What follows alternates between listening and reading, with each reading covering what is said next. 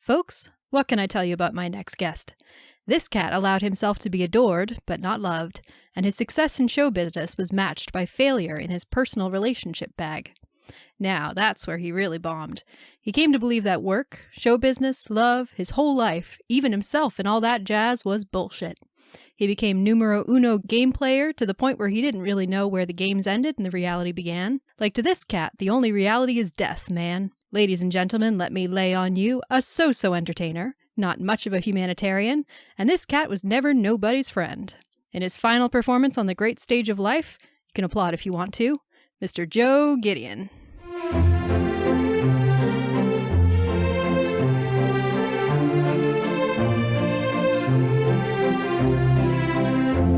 Welcome to Your Pick, a film podcast. I'm Geneva.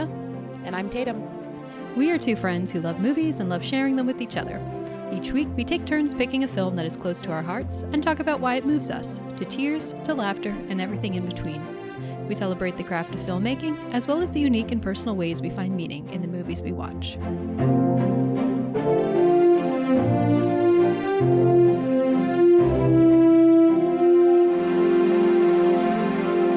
All right, Tatum. Back once again for another episode. Have you been watching anything good lately? I have, because listener, not that you know this, but this is Geneva and my first time, I think, in months, actually taking a little bit of a break. A full week in between recordings. But yeah, I have been watching a few things. So I think I've mentioned in the past that me and my cousins were going through a rewatch of the Twilight Saga movies. So we finally concluded our rewatch this week with Breaking Dawn Part 2. And I was pleasantly surprised because the three movies prior to this were absolutely terrible. New Moon, Eclipse, and Breaking Dawn Part 1 are all really not great movies. But this one, I don't know. Except for the CGI baby, it wasn't that bad. I felt like it actually had a plot that was interesting. It had, a rising action, a climax, a falling action, even though the climax is completely in someone's imagination and doesn't really count for anything. Wait, story structure in a Twilight movie? Are you sure you watched the right film? But that's the thing. I think this one does actually have some sort of story structure. It has really interesting characters in terms of their powers and introducing them and all of these things. So I enjoyed it.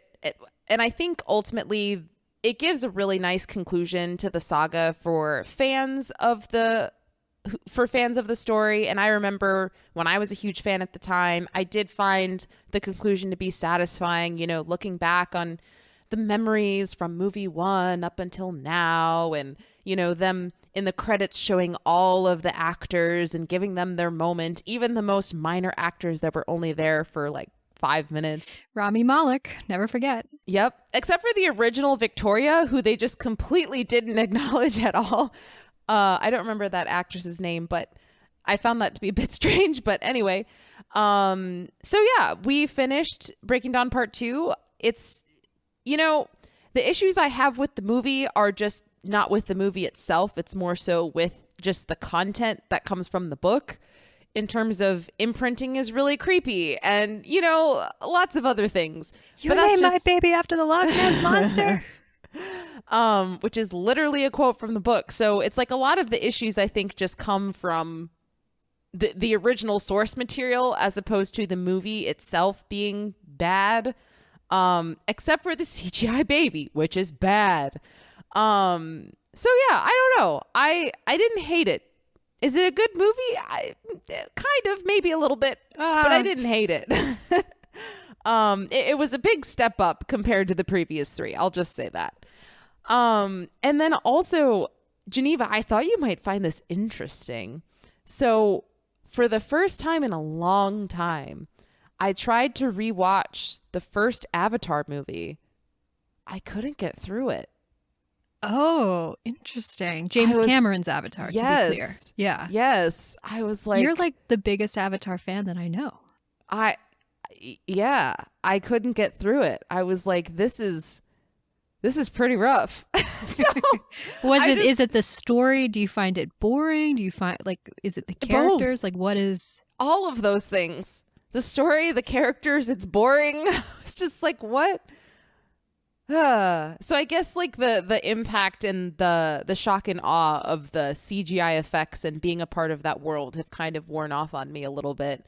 Yeah, having that experience in theaters, I would imagine, as someone who did not at the time see it in theaters, probably really helps to maybe carry over some weaknesses that are in the script. Yeah. I mean, I was a young teenager and saw it in theater, and that was a huge experience at the time. And that experience will always be special for me. But watching it at home in 2023, when you've seen it 4 times before and it's been years, I was just like, man, there's not much going on here that's keeping me engaged. So anyway, I thought that would be an interesting update for you. And then last thing, speaking of movies that I rewatched that I haven't seen in a long time, I rewatched The Wolf of Wall Street, which I have not seen since I saw it for the first time in theaters as a teenager with my father. I saw your Letterboxd review yes. on that one. That was pretty funny. Which was so awkward that literally probably about 30 minutes into the movie, my dad got up and moved a few rows behind me because it was so uncomfortable. I cannot believe that you didn't leave. I think if I have not seen that movie, to be clear, but if I was in an awkward situation where I was watching a movie with my dad, I would probably just leave. Well, it was one of those things where it was so awkward that we didn't even want to acknowledge how awkward it was. So it was oh, it's not that bad. We don't need to leave. But it was weird. But anyway, so this was my first time rewatching that movie since then. I am no longer a teenager. I watched it by myself in my apartment. It's a great movie. I think the writing is, the screenplay is very, very strong in my opinion. And obviously my boy Leo's bringing it. It's a great performance on his part. I think Jonah Hill is fantastic. Margot Robbie is great. It's just an all-star cast. Everyone's going all out. So yeah, it's very, it's a hard movie to call enjoyable because the main character is so deplorable, who's obviously a real person. But at the same time, it really is just a nonstop movie. And the reality of this person's life is so wild that you can't help but be engaged, even though you're disgusted in the midst of it. So I enjoyed it. It's a very good movie. I'm glad I rewatched it because, yeah, it's a great film. And I think I always enjoy watching a movie made by Martin Scorsese that I enjoy because his movies are very hit or miss for me. And when they're hits, they're big hits. And this was a big hit. So it was a good time. Yeah. And then lastly, I'm still kind of in my documentary phase-ish right now because it's just relaxing to sit back and watch documentary things. So we've learned that I'm obsessed with whales. Fun fact. I am also obsessed with the Egyptian Empire. I don't know if you know that about me either. Oh, interesting. I did not know that about you. Yeah. When I was younger, when people always asked what I wanted to be when I grew up, I always said archaeologist because I was obsessed with ancient Egypt and learning about all of the mummies and the calligraphy and all that stuff. I feel like a lot of kids go through it. I definitely went through. Mm-hmm. I don't even know if I could call it a phase because I still love ancient Egypt stuff. But that's a very, very, relatable thing that for kids to go through. I want to go explore and go inside a pyramid and explore, and find a mummy's treasure and all that stuff. Yeah. And so I've been watching this National Geographic documentary on different aspects of Egyptian archaeology in different parts of the country. And so it's been super fun. I really like ancient Egypt stuff and I haven't really dived into it for a while. So that's been a good time. Yeah. Have you explored the, I think the Chicago Art Institute has some mummies and things on display. Girl. Of course I have. Yes, I've been many times. I remember when I was little, I don't remember if they brought King Tut to the Field Museum, but there was some point when I was little and I was like super into, I mean, I'm still into it, but when I was first really, really made aware of, you know, archaeology from this country, my mom took me to go see the Field Museum exhibit, and I was like, my head was in the cloud, not in the clouds. That sounds like I wasn't paying attention. I was just like, I was absolutely thrilled. It was so fun. And I've been there many times since.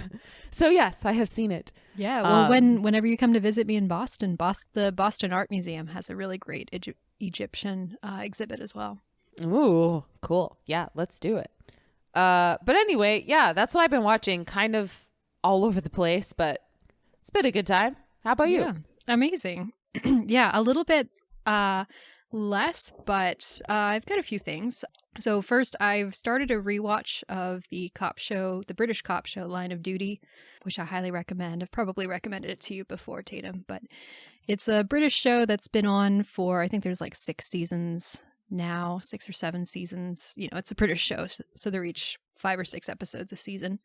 But it centers on an AC-12, which is an anti-corruption unit, and every season they have a new officer that they're investigating to see if they are corrupt, to see if they're involved in some sort of organized crime or what have you. It's something a little bit different each time, but it's a really good show. It's very, it's by the guy who did Bodyguard, the show with Richard Madden that came out a few years ago. So similar, very propulsive writing, a lot of really good twists and turns.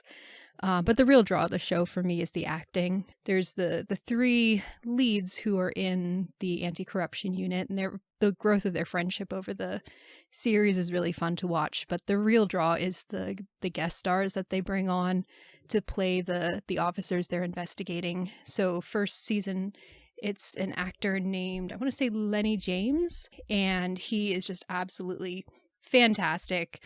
And then the second season is Keely Hawes, who is, I'm realizing, one of my favorite British actresses. She gives one of my favorite performances on television ever, of all time, in that show. So anyway, yeah, Line of Duty, good show. Second, I went to see A Haunting in Venice in theaters.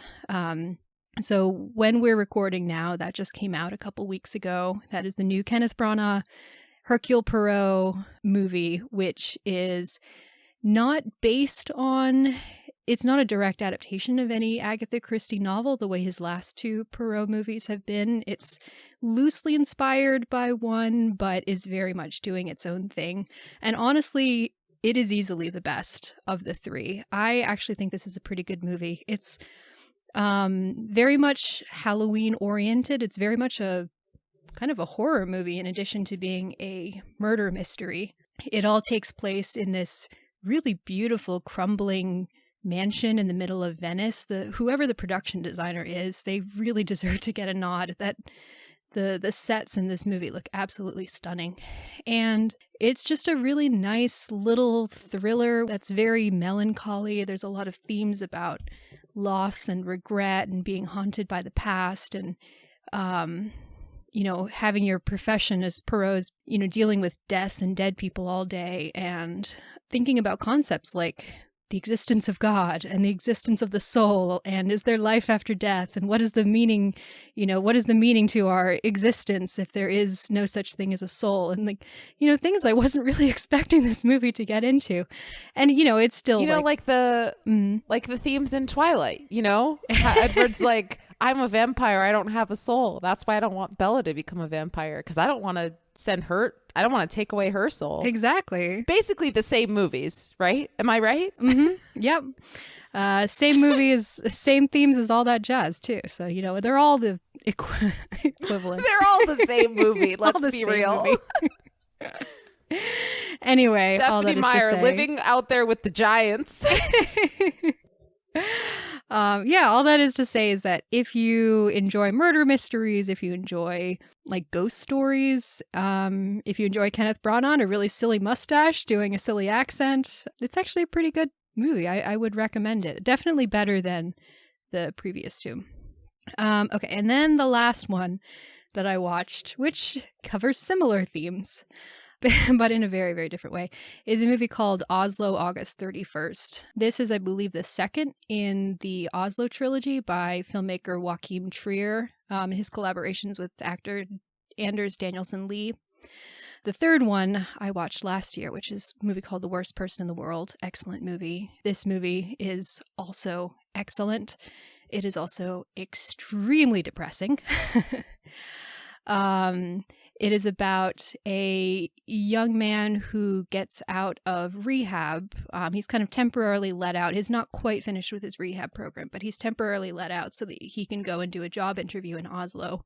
But what he really wants to do is to go around to his family and his friends from his prior life when he was on drugs and kind of see if life is still worth living. You know, he's extremely depressed about the way that his life has gone, and you know, it's kind of a circular. These things seem to have pre-existed and led him to become hooked on drugs, and then those drugs led to this very self-destructive lifestyle, and now he's, you know, seeing the end of his program and the potential of a future life, but not really sure if it's a life he wants, because the prospect of picking up those pieces just seems too difficult. So I won't spoil exactly what happens, but it is really beautifully told, beautifully shot, beautifully acted. And it's a 90-minute movie. I was gripped the whole way through. But again, you know, you finish it and you really are like, oh, wow, I need to go and lie down somewhere and not talk to anyone, and maybe, like, I don't know, put on a Looney Tunes cartoon or something to get me out of this headspace. That's like me with BoJack a few weeks ago. Yeah. I would say, you know, watching Oslo August 31st and all that jazz on the same day was not a great idea. I would say if you watched Oslo August 31st and an episode of BoJack on the same day, it may kill you. You might die. You might die. Yeah. Your brain may simply melt from sadness. If Geneva mentioned The Worst Person in the World, if you want to see another excellent Joachim Trier film that is very existential but doesn't leave you feeling like you want to die, I would recommend recommend that one. It's a perfect, absolutely perfect film that asks really interesting questions but doesn't leave you with a massive, massive hole in your heart. Yes. So, yeah. Yeah, there's sadness to that one too, but it's much more about that experience of being a young person, a young adult trying to find your place in the world. And so there's a lot of hopefulness to it as well. Also, Anders Danielsen Lee is just perfect. He's one of the most incredible actors. He's such a captivating actor. Mm-hmm. I would love to work with him someday. I would not be able to direct him, I don't think, because I don't know. I mean, I know he speaks English, but I don't know. Maybe we could make it work, but I'm like, I don't. Anyway, that'd be cool to work with him. Did you know that he's a doctor in his full-time profession? We've probably talked about this. Of course he is. Yeah. What the heck? Yeah. Just how? Some people. Just how? Too perfect and talented. What in the world? All right. Good for him, I guess.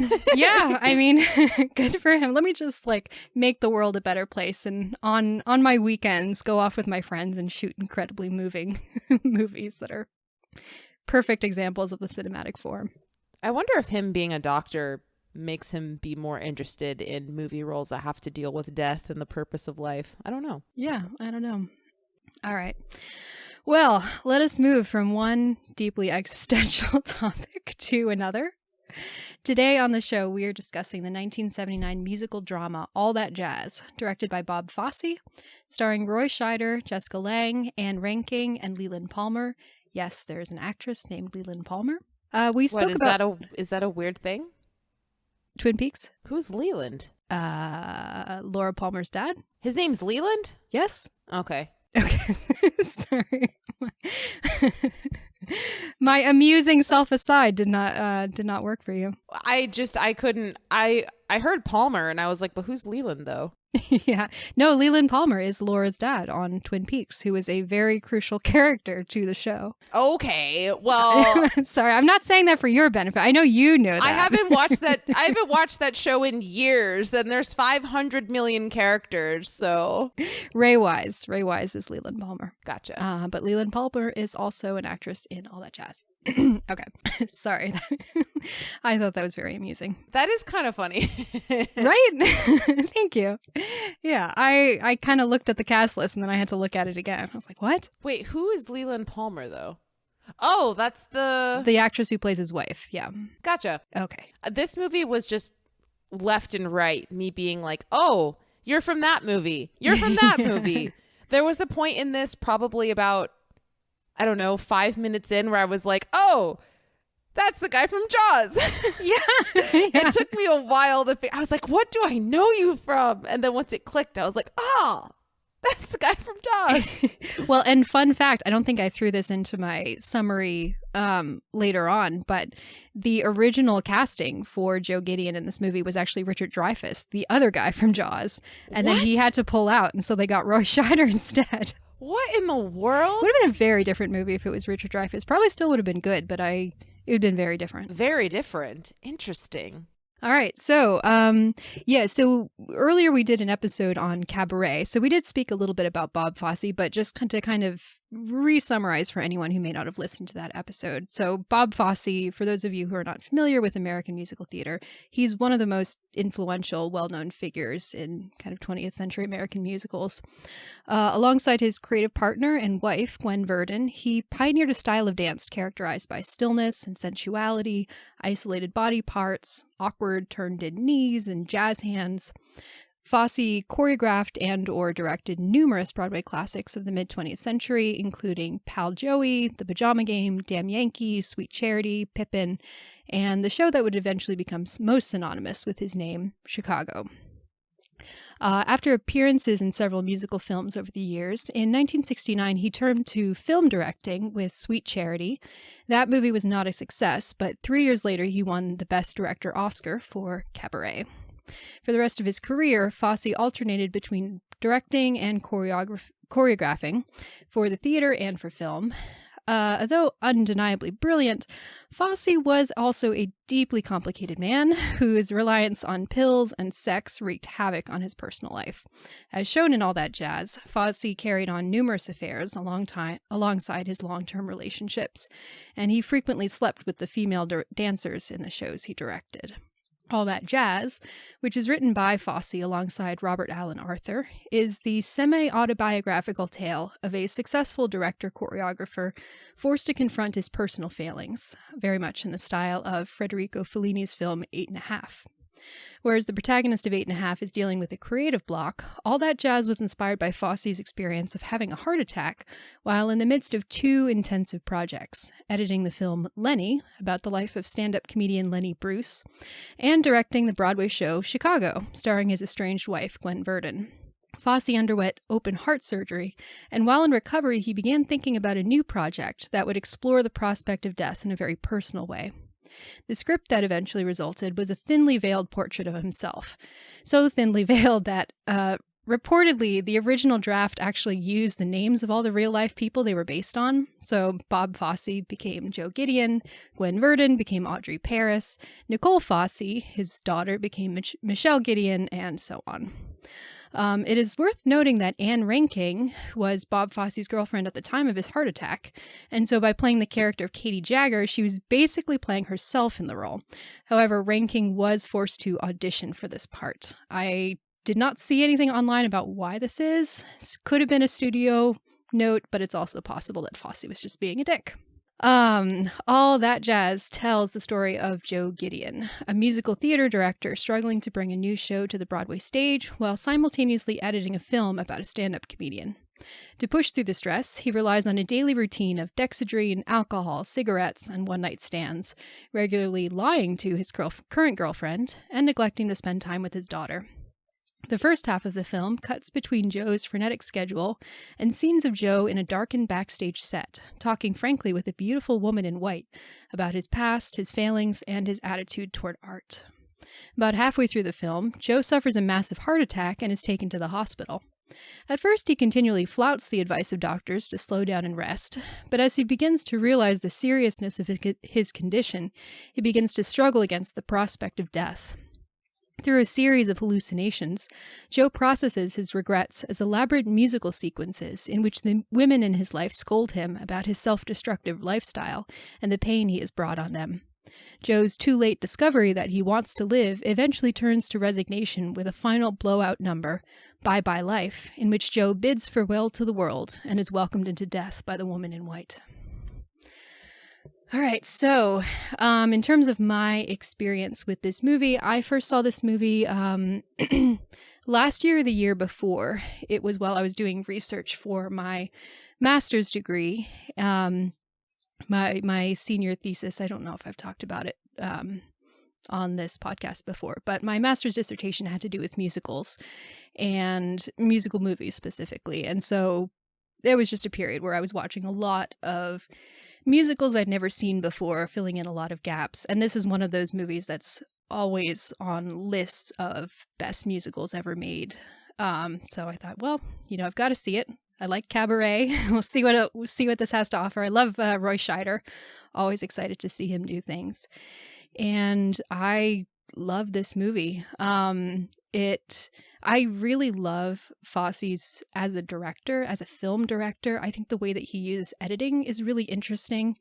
It weirdly, on rewatch, brought to mind Christopher Nolan. I was like, if Christopher Nolan ever made a musical, which I don't think he ever will, and I don't necessarily think he should, but the way that Fosse cuts across multiple timelines in order to create a story and kind of, cutting to a particular moment in one timeline at one in the midst of something else helps form an impression that he wants to create in order to bring you to the next point in his story. That's something that is done frequently in Oppenheimer and movies like that. I just think it's really interesting. I love the use of editing in his movies. Obviously, his choreography is brilliant. And then I just find the way that he decides, the fact that he chose to tell this story and that he does it in such a simultaneously, there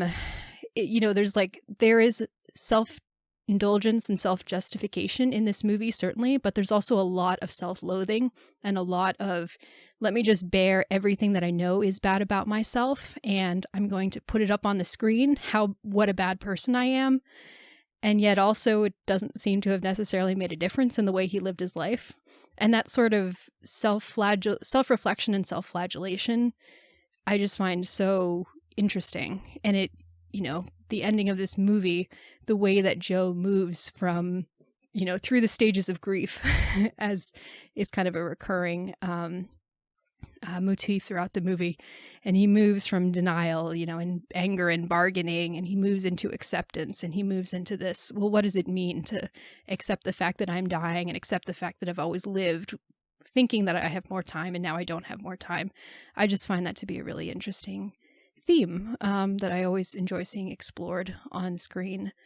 So, yeah, I found this movie really compelling. Found it similarly compelling on rewatch.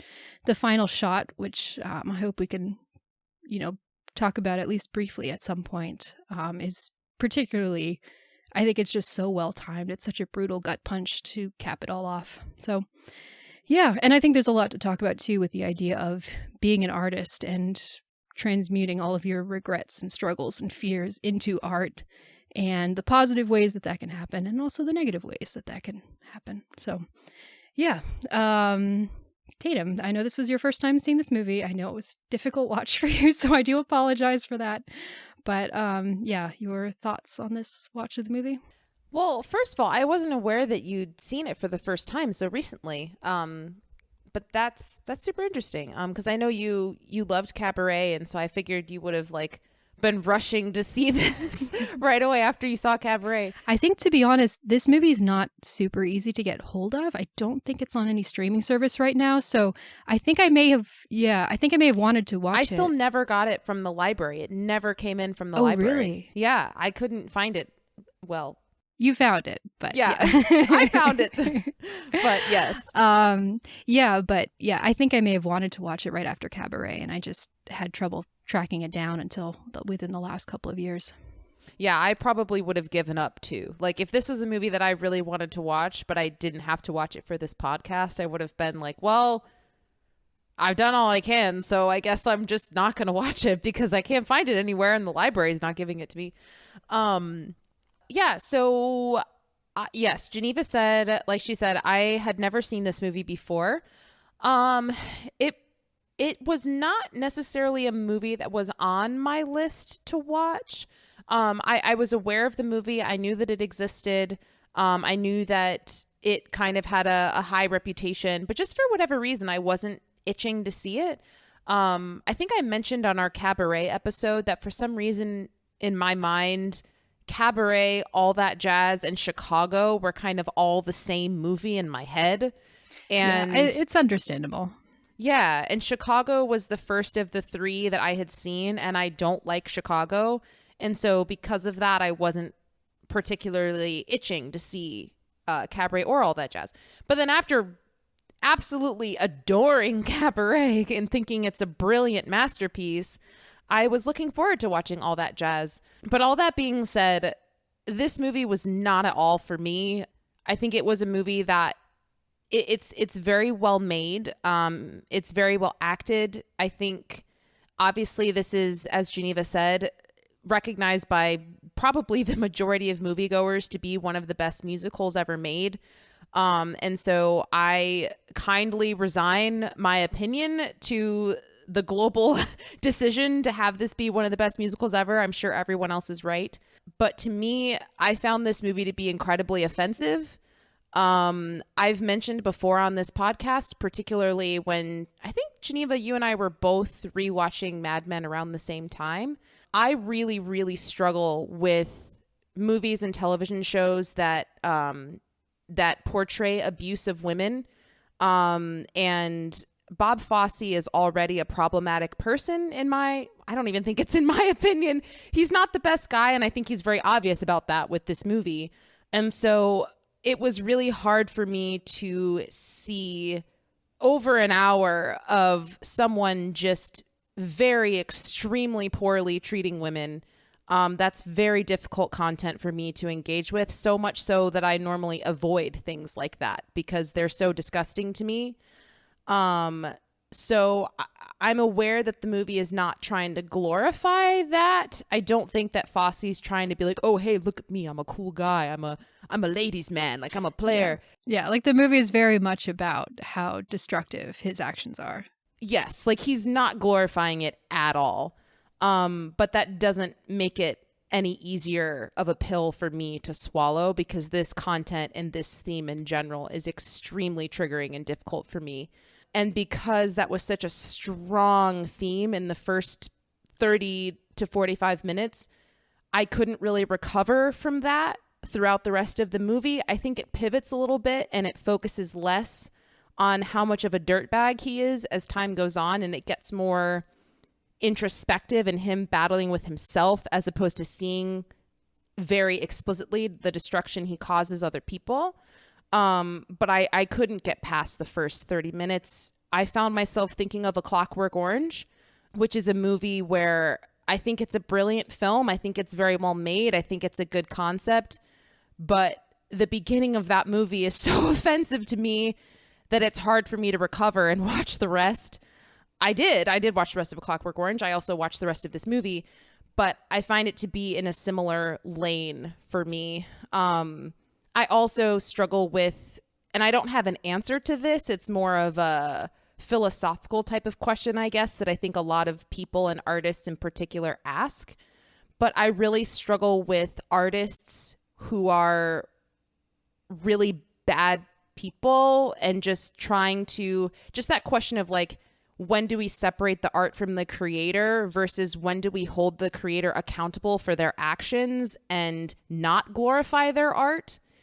And I think about like, if Roman Polanski made a movie about how much of a shitbag he is, I probably would be disgusted by that movie. And Roman Polanski and Bob Fosse are different people because Bob Fosse is not abusing children, which are two different things. Yeah, to my knowledge, Bob Fosse is not accused of raping anyone. Also. Yes. So obviously they're different types of abuse of people, but it's still just hard for me to think about this of like, how much do I want to empathize with someone who is so hurtful to others? And how much do I actually feel like wanting to enter into his headspace and his life experience, given how poorly he treated people? And for me, particularly because it's a triggering point, how he treated women, which is really hard for me to engage with. So, yeah, I don't, like I said, I think this movie is very well made. I think it's well acted. I think the editing is very interesting. It's very typical Bob Fosse. I see influences of his choreography and his editing in movies like Moulin Rouge, which is a fantastic film. In my opinion, I know some people don't like that movie. Oh, I love Moulin Rouge. It's a great film. I love Moulin Rouge. But yeah, ultimately, this movie was just hard for me. There were a few sequences I really liked. I really liked his, for lack of a better phrase, I really liked his sex dance. The erotica sequence. Yes, I thought that was absolutely beautiful. And he definitely has a creative eye, and I think he has the legacy that he has for a reason. He's clearly a very gifted, talented person. But yeah, I struggled with this on a moral, ethical, and Tatum personal trigger level. Yeah. Can I ask you a quick question? This is not like, to draw equivalence or to call you out or anything like that. I'm just very curious because you mentioned rewatching this movie and liking it. How would you compare the portrayal of Joe Gideon in this movie with the portrayal of Jordan Belfort in Wolf of Wall Street and how he treats women? Well, I think I was actually literally thinking about that before starting this movie. I think the difference is that I don't think the Wolf of Wall Street is asking us to empathize with his situation. I think Wolf of Wall Street is very explicitly like, this man is a really bad person, period. And that's it. And obviously it adds humor to it, but I don't think, I know you haven't seen Wolf of Wall Street, but that movie does not glorify his behavior at all. It's very much so just like, he is a bad person. Do not live like this. And this movie, I don't think it glorifies Bob Fosse's experience, but I do think there is an angle of like, we want you to empathize with his experience and where he's come from and his inner struggle and things like that. So that's the difference for me. It's not just like, yeah, Bob Fosse sucks.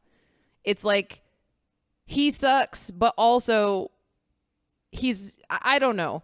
And also the ways in which he sucks are different for me than the ways in which he sucks in Wolf of Wall Street. Yeah, interesting. I was just curious.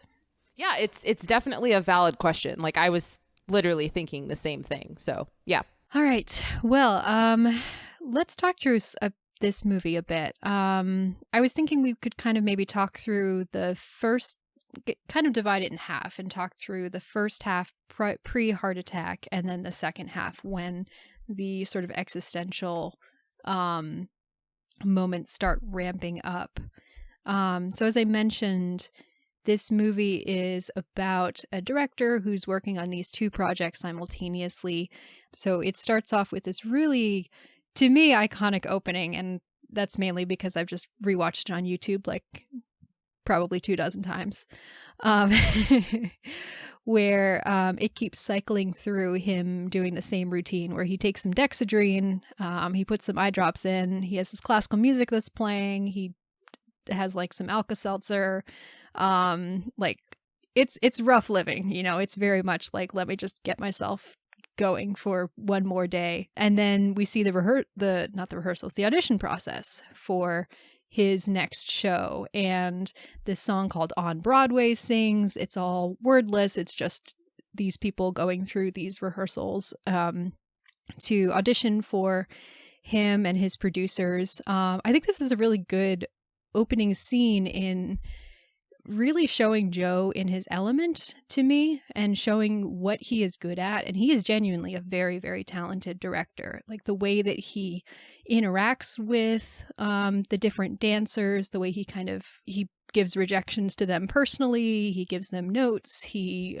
instructs and teaches. Like he's clearly very experienced, and this is clearly the place where he feels most comfortable. We do kind of set up at this early point that he has some issues with women, because there's one particular woman that he singles out to put in his show, even though she is tone deaf, as the producers tell him, and she can't sing. But he's like, yeah, but her legs, though. Did you have any thoughts on this opening sequence? And then the his morning routine keeps playing throughout the first half of the film. So we just it's kind of a way of resetting us to, new day. He's continuing to do the same thing that he's doing before. It's kind of getting worse and worse every single time. But this is the routine that he's found to keep himself going until he can't anymore. Yeah, I mean, I'll just go through, because I took a fair amount of notes with this movie. So I'll just go through my first few notes. But the first thing I wrote down was, this is such a 70s movie. I feel like it looks and feels so 70s. Which is a vibe that I don't mind. So I liked that it came out very strong with that. I also wrote down that Bob Fosse's choreography is so distinct and so identifiable. Just the way, even if it wasn't edited in the way that it was, you would still know that it was him because of the movements and all of that. So it's just so uniquely and obviously him. And that combined obviously with the editing is just very, very Bob Fosse. So I guess those are kind of my thoughts. I think it's just very, very clear that this movie is made by him, which I think is impressive whenever directors can do that kind of right out the gate. Yeah. And I think it's a good introduction to the character of Joe as well. I don't necessarily know that I would agree that he's a good director in terms of the notes that he gives his performers. But I guess maybe that comes on a little bit more stronger as we move later into the film. But yeah, that's kind of what I've got for that opening part. Yeah, we definitely need to have a conversation about the notes that he gives during the rehearsal scenes later on, because I'm curious to hear what your thoughts are. I'm still developing my thoughts, but yeah, I'd love to have a conversation about that as someone who did a lot of musical theater in high school. Let's see. So we also, in this early scene, we also are introduced to the fact that he has an ex-wife and a daughter who he was supposed to take that weekend and he completely forgot, and she's disappointed. So, setting up the fact that he is a father, but he's kind of a neglectful father. And then we also set up early on, and this is it's so hard to really talk about any one plot thread or scene in this movie because it is all so intertwined with each other. So much of this movie is just a series of montages, a montage that kind of goes into another montage, or just, we're cutting between kind of three different things at any one time. But we have these other sequences that are happening in this backstage, what appears to be kind of a darkened backstage. And there's this beautiful woman who's dressed in white, and she has this veil, and she keeps asking him questions. And his manner and demeanor in these sequences are very different. And, we eventually learn that this woman is the angel of death, basically. She's credited in the ending credits as Angelique, the angel of death. So he is talking very explicitly, this manifestation of his existential questions, and his demeanor when he talks, when he answers her questions, is, I think, very interesting because he's just so open, and he kind of doesn't care in a sense. I don't know, the way that she asks him things, and she'll be like, did you actually mean it when you said this thing to that person? He's like, I don't know, not really. I tell people I love them all the time, but I just do it to get what I want. He's so frank about who he actually is in these sequences, and I find that really interesting. Can I just say that something that I think would be helpful for you to know during this discussion, I had a similar struggle in this movie. I had a struggle in this movie that was similar to your struggle with Miracle.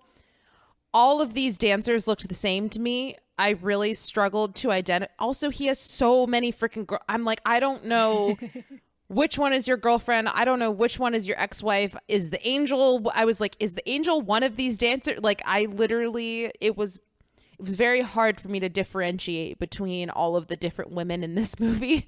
So just a heads up regarding that. Okay, good to know. I had no idea who they were. I'm like, I mean, hopefully at least you were able to identify that the woman in the big white hat and veil is like that she is different from the others, right? I think I figured that out about halfway through. Like there's that whole scene where Joe's daughter, and even to this point, I don't even know who it is. Joe's daughter and some woman are in some white apartment somewhere, and they're doing this whole dance routine and going up and down the stairs. I love that sequence. I'm like, I don't know who that woman is. I don't know where they are. Okay, cool. So that's Katie. That's his girlfriend. Okay. Yeah. Yeah, so in this first half, we just have kind of a series of sequences of him like struggling to do these shows and also being terrible to the people around him. So he has a particular dancer, Victoria Porter, who is not very talented, but she's very beautiful. And he invites her over and she's like, I want to be a movie star. And he's like, you're never going to be a movie star. Are you still willing to sleep with me? And she's like, okay. And they sleep together. I didn't know who that was. I was like, is that his girlfriend for the rest of the movie? I don't know. Like, yeah. Well, I have no idea. Katie, his actual girlfriend, walks in on them in bed, which is... Oh, that was Katie? Yeah. Okay, gotcha. Probably not the first time that has happened. Yeah, Katie's the one with straight brown hair. Okay. We also learn a little bit about his backstory in that he grew up as a dancer in burlesque clubs, which is Bob Fosse's real backstory. I don't know if this particular incident ever happened to them, but in the movie we see this one incident where a bunch of strippers kind of menace him right before he goes on stage, and it is very humiliating to him. It's, it's a little bit of context, not excusing, but certainly context for this is why this man has a very messed up idea about sexuality and how to treat women in healthy relationships. He had a very messed up backstory. Let's see what else happens in this first part. Well, we get introduced to the fact that he's editing this stand-up special or movie or whatever it is, which I found to be very interesting. I found it strange that in the beginning, this sequence of the frickin' stand-up is so long, and I don't know what this says about me and Lenny Bruce. I'm sorry, Lenny Bruce, but I found this really long sequence. I was like, this is just not funny. This is obnoxious. Like, you're screaming, you're shouting. This is so long. Please stop. And I liked how it was kind of interweaved throughout the rest of the movie. I wasn't expecting that to happen. But this opening sequence was just very, very long. I mean, I wish I had timed it because I'm like, I like the introduction of kind of showing that he's this director who, they gave him 4 months and he's taken 7 months and he's still not done. And he's like changing it. And then they're like, God damn it, it's better, Which is such a great moment because it really shows his his perfectionism is such a crucial part of his character, is that he always believes there's a way to make it better, and he has this sort of vision of how this thing is supposed to be perfect in his head, and he just gets frustrated because he just can't get there, and so he takes all this extra time. But he is genuinely talented, and so when he takes that extra time, it does get better. And the studio executive who's like yelling at him like, you're going way over budget, way over schedule, like we're on triple overtime now with these people, like we can't be paying them all these things. And Joe Gideon's like, yeah, we'll watch it now. And the studio executive watches, it's like, damn it, it's better. Yeah, so I'm curious what you thought about that opening stand-up sequence. Like, what do you think about that stand-up? Like, I understand that it's important in terms of weaving it throughout the rest of the movie, but I just thought it was really long in the beginning. I didn't think we needed all of that. I don't know. I don't think I particularly noticed it being, it is definitely long. I don't think I particularly noticed it being too long because there are other things that are happening on screen at the same time, which is establishing like the different editors that he's working with and his relationships to them, and how he's really a driver, and he's really, he just keeps making them run it again and again and again. And some of them are fine with that, and some of them are not. And they are, very irritated with how much of a perfectionist he's being on these really, what seems to be tiny little tweaks.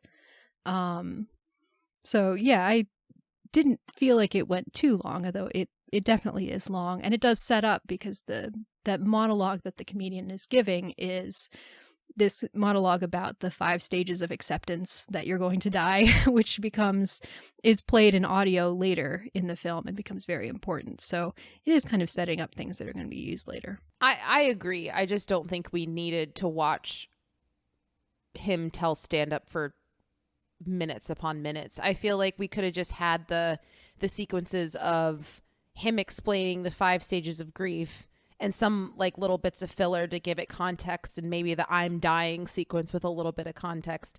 But I don't think we needed to watch the entire stand-up bit for so long. Like I like what it establishes, and like I said, I understand why, because it's interwoven throughout the rest of the movie, in a rather brilliant way, in my opinion. But it was just very, very long. I was like, you're telling this.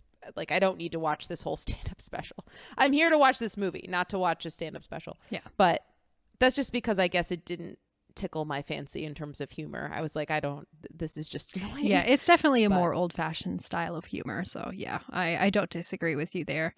I feel like it would be funnier if we had seen the full context, if you're just sitting down to watch a stand-up special, and so they'd build to this point. Mm-hmm. But you're very much coming like what seems to be toward the end of a stand-up. Yeah. And then another thing I just wanted to bring up, because you were kind of talking about this opening, section of the movie.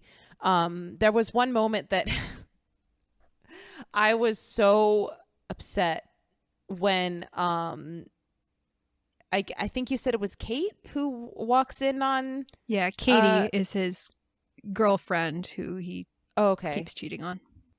Okay, so she comes in and she sees him cheating on her.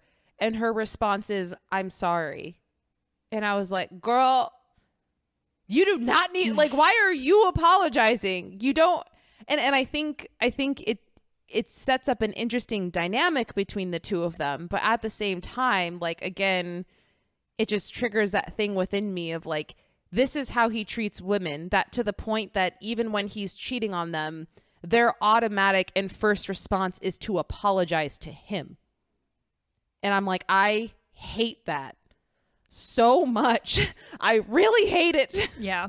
Yeah, their dynamic is really interesting, because it's very much like to a weird extent, Katie seems to accept the fact that if you're going to be with Joe Gideon, he's going to cheat on you. And it's almost like she's apologizing for walking in because it's embarrassing, but she's just like, oh, I'm so sorry. Like, I didn't realize you were with someone. Like, it's clearly hurtful to her too. And there are moments where Joe is talking to the angel of death, and death keeps asking him, like, why do you think Katie puts up with all of this? And he's like, I don't know. Like, I treat her terribly. Like, he's so aware of this, and yet he somehow just can't seem to get out of his own way. There's that great scene where Katie's like, I guess she's almost trying to test him in a way.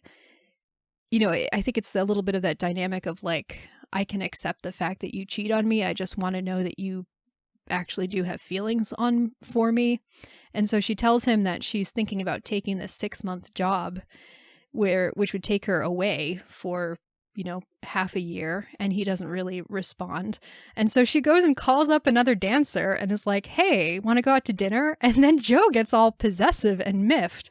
And they end up having this conversation where he's like, I give you everything that I can.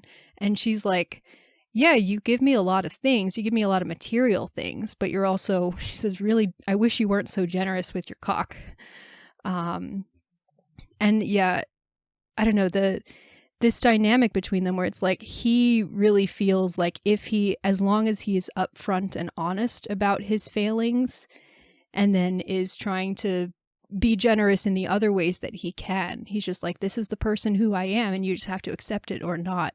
And she's like, I think she sort of knows that about him, but also wants more. She's like, I just want to love you, and you won't let me. And so they're at this impasse, and I don't know why she puts up with him for as long as she does, but because he's an abuser and he manipulates her, and she's in a place mentally where she doesn't know how to get out of the situation that she's in. I mean, a lot of people get stuck in relationships like that, and it's really sad, but it's because the man has the power. And at least in this sort of circumstance, in my opinion, with Joe, like, he very clearly has the power. He's the choreographer. He's the man who's in charge of the show. He's the one who has allowed her to be in a relationship with him, and she should be grateful and da-da-da. And it's interesting that, you know, I mean, we all go into movies or anything in life with our own particular biases. But I find it interesting that for you, when you see her walk in and she apologizes, the way that you think about that is her almost feeling like awkward or uncomfortable, or like, oh, I'm sorry I walked in. Whereas for me, I read that as, you know, she looks hurt and she looks like she's apologizing that, I'm sorry I'm not giving you what you want. I'm sorry I'm not enough for you. Like, I'm really trying, but apparently it's not enough, and maybe I should try harder, and that's why you're going to other people. And that was my reading of it. And so when we have that sequence later where she's like, you know, you're giving me these things, but like you said, I wish you weren't so generous with your cock. Like, I just want to love you. And it's like, it's just that disgusting circle of her being like, I'm the one who's not enough. I'm the problem. And it's like, girl, honey, sweetie, no, you're not. Like, he's the problem. Just bothers me. Yeah. I think the way I read the I'm sorry is her kind of saying, like, implicitly acknowledging there is this understanding between us that you're going to cheat and we're just not going to acknowledge it. And so me showing up is like a faux pas in that sense. Which is obviously a very unhealthy and, like you say, abusive place to be in, because clearly that's not the relationship that she wants. But she feels like that's the relationship that she has to agree to in order to be with this person that she wants to be with for some reason. There's also, so later, a little bit later on, there's this really sweet scene where Katie seems to take on kind of a secondary mothering role for Michelle. Like, she really seems to have a really nice relationship with Michelle, who is Joe's daughter. And the two of them choreograph this little dance that they do for him to, I think it's like right when his movie is screened and the screening reviews are not good. And so it's kind of to cheer him up.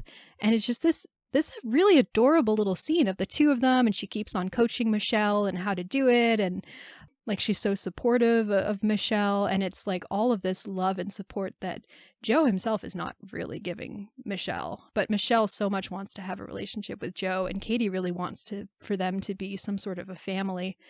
And they finish the number, and you can see on Joe's face, like, he's really broken up. Like, he looks like he's about to cry. Like, I think there is that element of, like, seeing someone do something so pure for him when he knows that he does not deserve it, that I think is just a really great little character beat. Yeah, I love that scene, and I love how, you know, what a little bit of a momentary reprieve it is, but then all that weight of, like, they're doing this thing for him that he does not deserve. He knows he doesn't deserve it, and yet he can't find it in himself to change. That I think is so, you know, such an essential part of who he is as a character. Yeah, and just another thing that I noted during this kind of, you know, sequence that we're talking about. I don't know, as you said earlier, there's a lot of montages in this movie, and it's kind of hard to keep track of what moments blend into others. But there was some montage throughout this sequence after he gets discovered by Katie sleeping with that other woman, where it's just a bunch of I think it's some sort of like a bunch of negative things happening in terms of drugs and arguments or whatever. It's like a bunch of negative things that are happening, but all the while there's like this really happy string symphony music going on. And I think that just kind of goes further into like the editing that we were talking about before. I mean, just the fact that through certain instances in this movie, the fact that there are certain music choices that are made that are kind of antithetical to what you're actually watching on screen, in terms of like it creates this sort of conflicting emotion in terms of, I'm watching this, but this music is telling me I should be feeling this. So which way do I actually feel? And I think that those choices throughout the movie are very just compatible with the themes of what this movie is like trying to tackle. So I thought that that was a cool addition in terms of just like the art of how this movie is put together. I kind of despise the story itself, but like I said, I think it's a very well-made movie, and I think that that's another example of that. Yeah, absolutely. The use of contrast and ironic juxtaposition is so important to, I think, honestly, to Fosse's career as a whole and the themes that he was always interested in, but to this movie specifically, and this idea of beauty and death. You know, there's that moment where Death keeps asking him they're doing kind of like the word and response thing. He goes, Death says women, and Joe says hope, which is very interesting. And then Death says beauty, and Joe just points at her. And so like that tells you something about how Joe conflates death with beauty and beauty with death. And this idea of art being able to kind of take our most terrifying, terrified and remorseful and ugliest parts of ourselves and create something that is beautiful, but is in that beauty, are you papering over what is ugly, or are you redeeming what is ugly, or is there kind of both going on in a sense? Let me see what else happens during this first part. Oh gosh, so much. So we have the ongoing thread of this like really cheesy show tune about flying in a plane that his producers bring to him, and he's like, he and his ex-wife are like looking at each other and they're both like, oh gosh, this is terrible, we can't do this. But then Joe's like, actually, let me see what I can do with it. And so he creates this number that is like, there's a first half where it's that number, but it's been very Fossified. It's got all the choreography you expect. It's, it's a little bit sexy. It's a little bit racy. It's kind of fun. The producers are like, yeah, this is great. And then he has this part 2 where it's just basically devolves into softcore porn, but also beautifully choreographed. I don't know. I feel like this is him and the producers who show up throughout the film, which we need to talk about at some point. I feel like this is him just like satirizing Broadway and kind of satirizing his own effect on Broadway, in a sense of just, let's just kind of take this thing that's really cheesy and innocent and family-like and just make it really dirty and sexy and just push the envelope as far as we can possibly go. And the producers, like, their lines are so funny. They're like, oh man, we just lost the family audience. Now Sinatra's never going to record this song, which I laughed out loud about. I thought that was really funny. Any thoughts on that whole subplot? So to be honest, I didn't necessarily make the connection that this was initially starting out as some interpretation of like an idea about an airplane that was presented to him. I didn't get that. Because the guy who writes the song, he sings it for them and he's like going all out, and it's all about flying in a plane. And at the end, the producers are like, maybe we can get a commercial tie-in with an airline. Like, of course, the producers just want to think about it in, money terms. Like, what sponsors can we get? Yeah, I didn't connect that to the sex dance. But yeah, I don't know. I mean, I think, like I said in the beginning, I'm just going to call it the sex dance because that's basically what it is. It is what it is. In my opinion, I don't know what this says about me, but it's my favorite part of the whole movie. I mean, I think one of my favorite art forms on the planet is dance. I I mean, Geneva, we've talked about this. We've sent each other, I think, YouTube playlists before of our favorite dances to watch. I love watching dancing, and I love how it can make you feel something just through movement. And so for me, I just thought that it was so incredibly beautiful. I didn't necessarily think about it in a deep way in terms of like, what is this representing and what does it mean? I was kind of just enjoying that it was absolutely beautiful to watch. The choreography, the way the bodies are interacting with each other, the way that they bring out the smoke and everyone's like, smoke. I just think it's really beautiful. It was very, it just felt like Bob Fosse having a moment of just being like, you know what? I've always wanted to make a beautiful choreography that's explicitly about sex, and I'm gonna die, so here it is.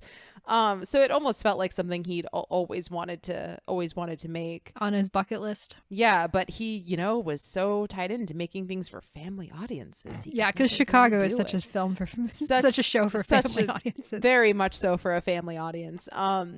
As is Cabaret, he's just totally making things for the family. But yeah, I don't know. I don't really have any deep thoughts regarding it. I think it was absolutely beautiful. That's probably going to be the only sequence from this movie that I'll ever watch again, because it's just really captivating. Again, I don't know what that says about me, but I think that dance is just a beautiful art form, and the way that bodies can move, and they're just so fascinating to watch, and especially when they're lit in different ways. And I thought it was beautiful. So yeah.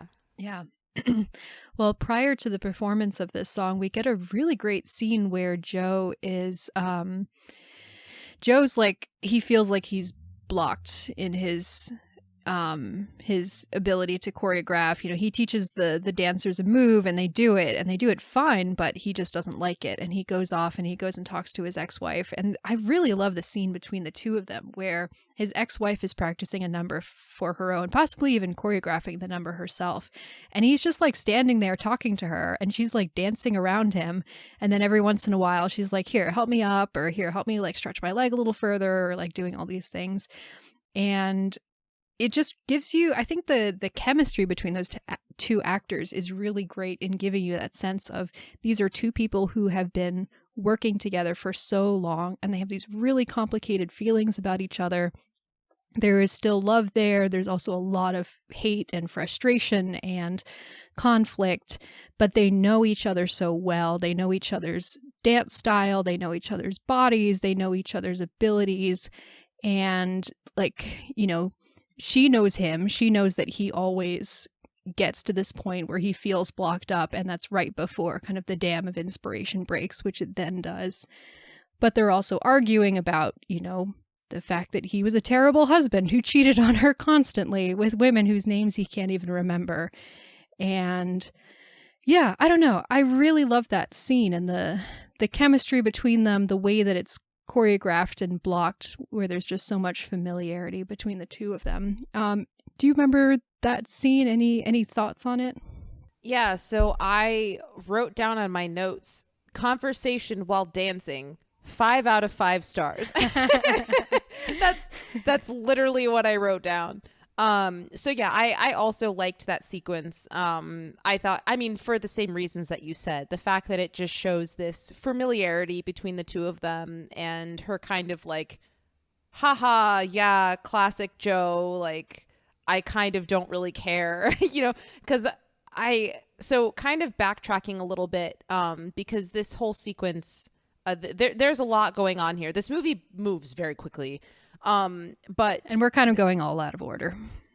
Yeah. So prior to him walking into this room to have this conversation with her, we have this whole scene where he's directing his performers in choreography and things like that. And in my opinion, we have this another disgusting moment between him and a woman where he basically like is yelling at her while she's dancing, and then like backs her up against a wall almost, and is basically telling her like, you're a bad dancer. Not only can I not make you a great dancer, I can't even make you a good dancer. but I can make you a better dancer. And all of these things, like, again, abuse. Like he's literally like tearing her down while she's dancing. And then once she starts crying, he swoops in and kind of gaslights her and is like, actually, but like, you should admire me because I'm going to make you a better dancer. And then she's like, oh, right. What an honor for me to be here and have this man make me a better dancer. It's like a disgusting backhanded compliment. And then after that, he goes into this room with his ex-wife, and then he's feeling lousy. And he's like, oh, I want someone to bump up my ego because I'm like, dude, you just destroyed someone else's experience and made them cry. And now you're feeling ho-hum, woe is me. I need to go to this other room to have this person make me feel better about myself. I'm like, you suck and I hate you and you're a terrible person and I hate watching you on screen because you're awful to every woman that you encounter.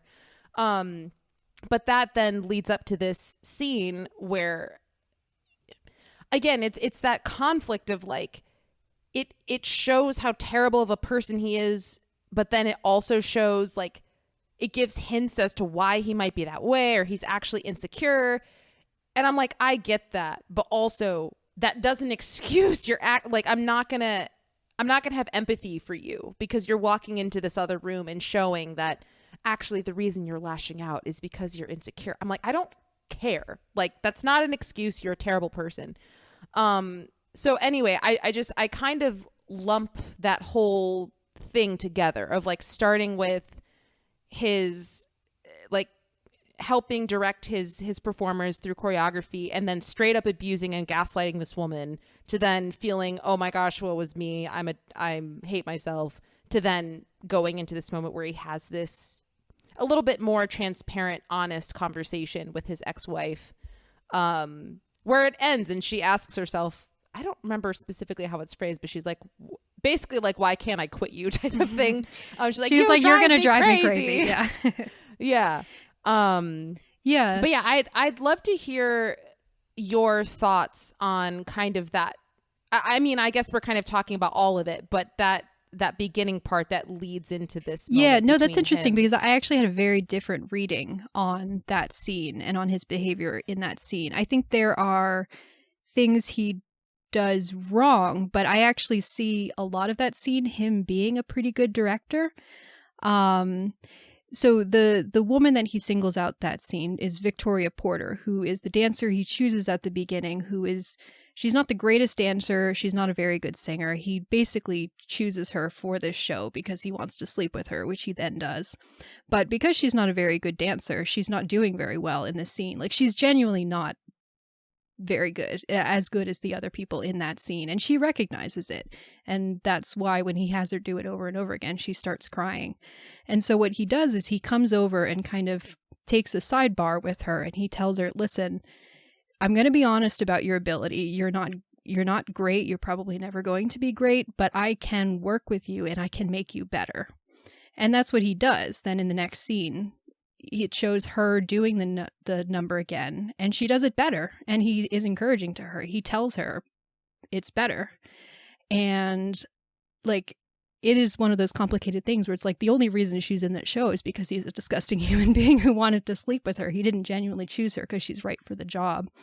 But he does also want to make good art, and he does believe that, you know, he has this ability to work with people and to, you know, he has this perfectionism in him and he can improve things. And I think that's what he does with her in this scene. Again, she's only there because he wanted to sleep with her, but now that she is there, he is working with her.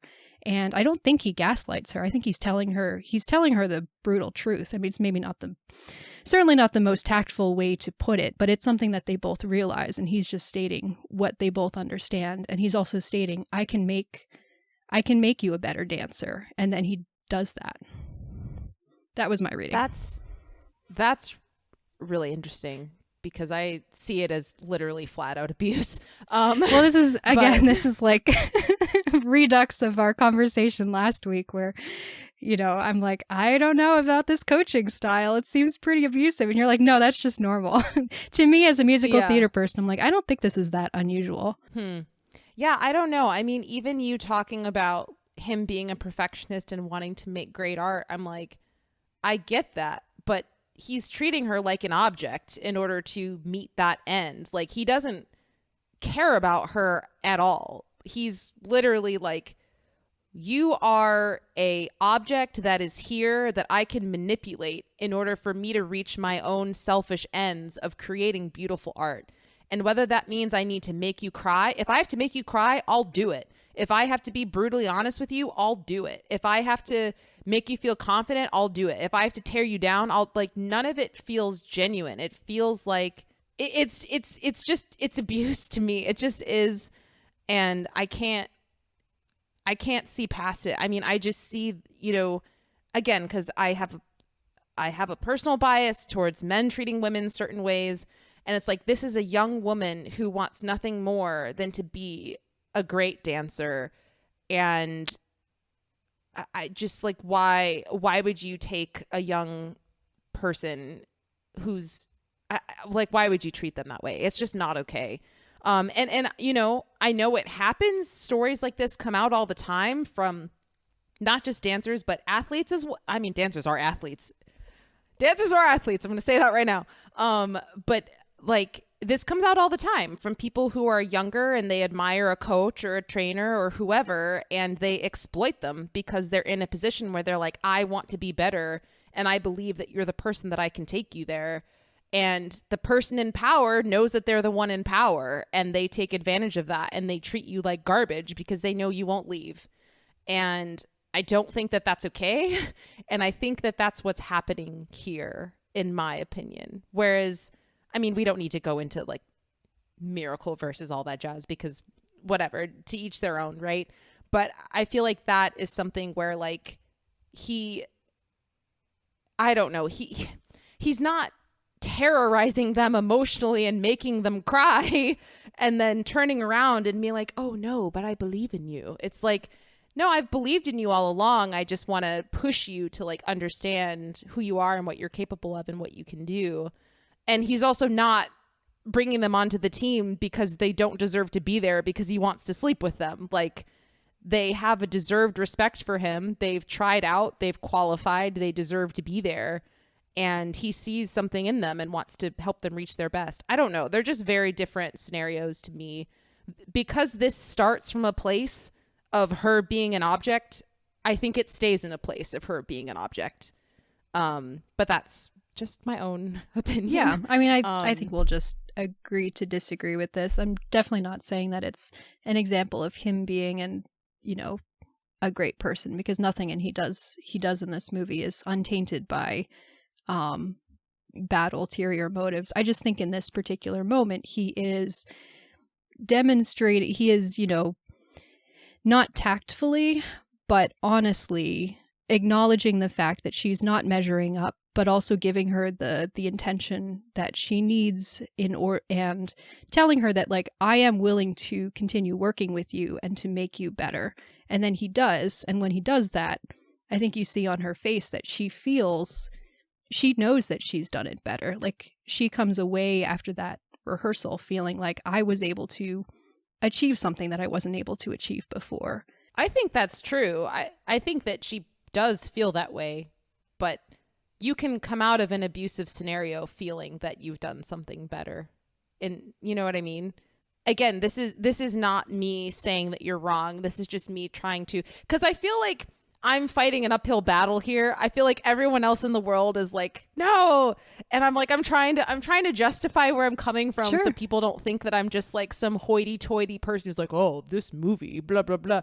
It's like, I'm trying to explain this comes from a place within my soul. No, I'm that's not fine. just yeah. trying to be that person. We can agree to disagree. But even like in this same sequence, when he's kind of yelling at all of them, there's this one point when I think everyone kind of stops. I think he tells everyone to stop dancing or something because they needed to take a minute. And there's this shot of all of them looking up at him like 4-year-olds, like looking at their parent like, oh my gosh, you're perfect. Teach me, not that necessarily 4-year-olds think that way. I don't know. But they just look up so expectantly, just like they're waiting for his approval. And I feel like that just further establishes, which gets into what I was saying before about like his relationship to women and why people might, you know, be with him or whatever. He is in a position of power, and the people that are underneath his power will do anything to get his approval. And that in and of itself is, it paves the way for someone to be abusive. And I think that given what the film has established regarding like his character and his drug use and his womanizer, all of those things, I think that all of that lends itself to, this is a person who abuses their power and therefore abuses people. Sure. And I don't think it can be avoided that he abuses people. And I'm not saying that that's what you're saying. Yeah. I don't think you're saying he's abuse free. Well, yeah, because I'm not disagreeing that he abuses his power. He certainly does. I'm just arguing. Right. I don't see that happening in this very specific instance. Right. And I'm saying I see it all over the place, which is why like every single interaction he has with a woman, that's how I see it. And that's why this movie is so difficult for me, because every interaction I'm like, you are abusing this woman right now, and I hate this. Anyway. All right. Well, let's move on to another section. Let's see. Oh no. I wanted to say one other thing. It was something that came before this. Sure. I thought it was very funny, this sequence where because we start getting introduced a little bit at this point to the fact that like Joe is sick, he's getting worse, and each day he's coughing more and blah blah blah. We have a moment where he goes to see some bullshit doctor. I don't know what doctor this is. The doctor who's like dying of like he's throat like cancer hacking up a himself. lung. Yeah. He's like hacking up a lung, and he's like, nah, he's fine. Send him back to Yeah, work. exactly. You're now insured. And everyone's like, okay. It's like the producers hired some bullshit doctor just to say he's fine so that their asses are covered, even though like He's clearly not very fine. clearly, I don't think this doctor is qualified, or even if he is qualified, he's not honest enough Right. to actually say what's going on. But I thought that was very funny that he was like, I mean, he sounded like he was going to die. He was coughing so much. At first, I thought that he was coughing just during the examination to cover up Joe's coughing, but no, he just keeps coughing afterwards. He's just... Yep. And yeah, I think he might even be smoking a cigarette while he's examining Joe. I think he is. Yeah. Clearly not the most reputable. Let's see. Can we also talk about, I wrote down, I mean, we don't have to talk extensively about it, but I wrote down this one line. Maybe you can remember at what point. Oh no, I remember at what point it happens. It's the moment when he's with his daughter in the dance studio and they're doing that really, I was hoping, I wanted to talk about that scene. Yeah, that really beautiful dance moment. And his daughter's basically asking him like, why didn't you get married again? What about that girl who's an actress in Australia or wherever the heck it is? Like, what about this person? What about this person? And which is interesting that his daughter is very aware. But anyway, he has this one line where he says, yeah, his daughter's going to be she's going to need so much therapy. Yeah. But he says, I won't get married because I don't dislike anyone enough to inflict that much suffering upon them. And I thought that was interesting. I'm like, well, kind of self-aware, but also you can do that in dating too. So. Well, yeah, like he asks why he doesn't marry Katie, which is the woman he's marrying, and he says, well, yeah, she's too nice. Like I couldn't do that to her, basically. So again, it's that mix of self-awareness, but also a complete unwillingness to actually do anything about his own personal failings. Also, it's this weird statement that he's like, oh yeah, I don't dislike anyone enough to marry them and put them through that. I'm like, well, you could also say, I don't dislike anyone enough to date them. Yeah, and like, could just stay away from women it's not altogether. exclusive to marriage. Like maybe you just shouldn't do this, period. But okay. I do really love that scene. Like the character of Michelle, she's not she's the daughter who she loves her father, but he's very absentee. And so the moments that she has with him, she really seems to adore him. And he does seem to genuinely love her too. It's just, she's like 25 on his list of priorities. And then even when they are hanging out with each other in this scene, it's like they have to be, he still has to be working. Like she can only be with him if she's participating in his work. And so he's like designing this new choreography and she's kind of helping as a stand-in. He's like lifting her up and trying different moves and everything. And it's very sweet. But yeah, also tragic because he's just so involved and wrapped up in his work and he's just not able to actually have any sort of human relationship to his daughter that does not involve his work in some way. I really liked the actress who played his daughter. I thought she gave a really great performance. I don't know how old she is. She looks like maybe 12, 11? Yeah, something actually like I should look that up. I'm not quite sure. But she gave a very good performance. Yeah. I liked her a lot too. I liked when later when she does her own little number and she's like really off key. Like she's a very good dancer for her age. She's not a great singer, but she's so sweet, and you can see the talent that she has that came from her parents, but there's just so much desire to love and be loved there that is not, she's still young enough to have the hope that her father is going to be there for her. And you can see in a few years, probably that would have, if the events of the movie had not happened, that would curdle. All right, we need to move on to the second half of the movie. So there's a cast, like a table reading for the Broadway show, and I thought the scene was very well done. Basically, Joe starts to have his first heart attack, and so they all open up their scripts to start reading. Audrey reads her first line. Everyone in the room starts laughing because it's some sort of pretty lame joke that she reads, but all of the sound suddenly fades out, and the only sound that you hear is Joe making noises. He's like tapping a pencil and he's lighting a cigarette and he's kind of like dazed and not sure what's going on, and then all of a sudden it's over and everything fades back in and he's a complete mess. I thought that scene was very well done. And yeah, then Joe is just rushed to the hospital and the doctors are like, you're having a heart attack. You need to rest for 2 to 3 weeks at least. And Joe's like, no, I'm fine. Doctors don't know anything. I should get back to work. And they are like, no. Doesn't he say, you guys are the ones making me sick? He's like, I was fine before I got here. Now I'm here and I'm sick. And like, you're there because you're sick. You didn't get sick because you went there. Yeah, what are you talking about? You've been hacking up a lung for like weeks already. You just had a heart attack. Like, what are you talking about? There's a really great juxtaposition where the producers and Audrey are all announcing to the cast that the show has been postponed for 4 months. And Audrey's just like, don't worry, guys. I just left Joe in the hospital and he's fine. He's already ready to get back to work and everything's going to be great. And she and Paul are like improvising this like chipper little number about a hospital. But then it's cut with Audrey actually at the hospital and she's just sobbing. She is so scared. And yeah, I don't know. I was very Who's Audrey again? Audrey is his wife. His wife or ex-wife? Well, ex-wife, estranged wife. We don't know if they actually got a divorce, but she's the Gwen Verdon character. Gotcha. And she has kind of light brown hair that's very curly. Gotcha. Yeah. I did make one note during that scene when they're kind of trying to make light of his case to the performers or the ensemble. And I just wrote down that this was so relatable. But one of the guys goes, there goes my apartment. Yeah.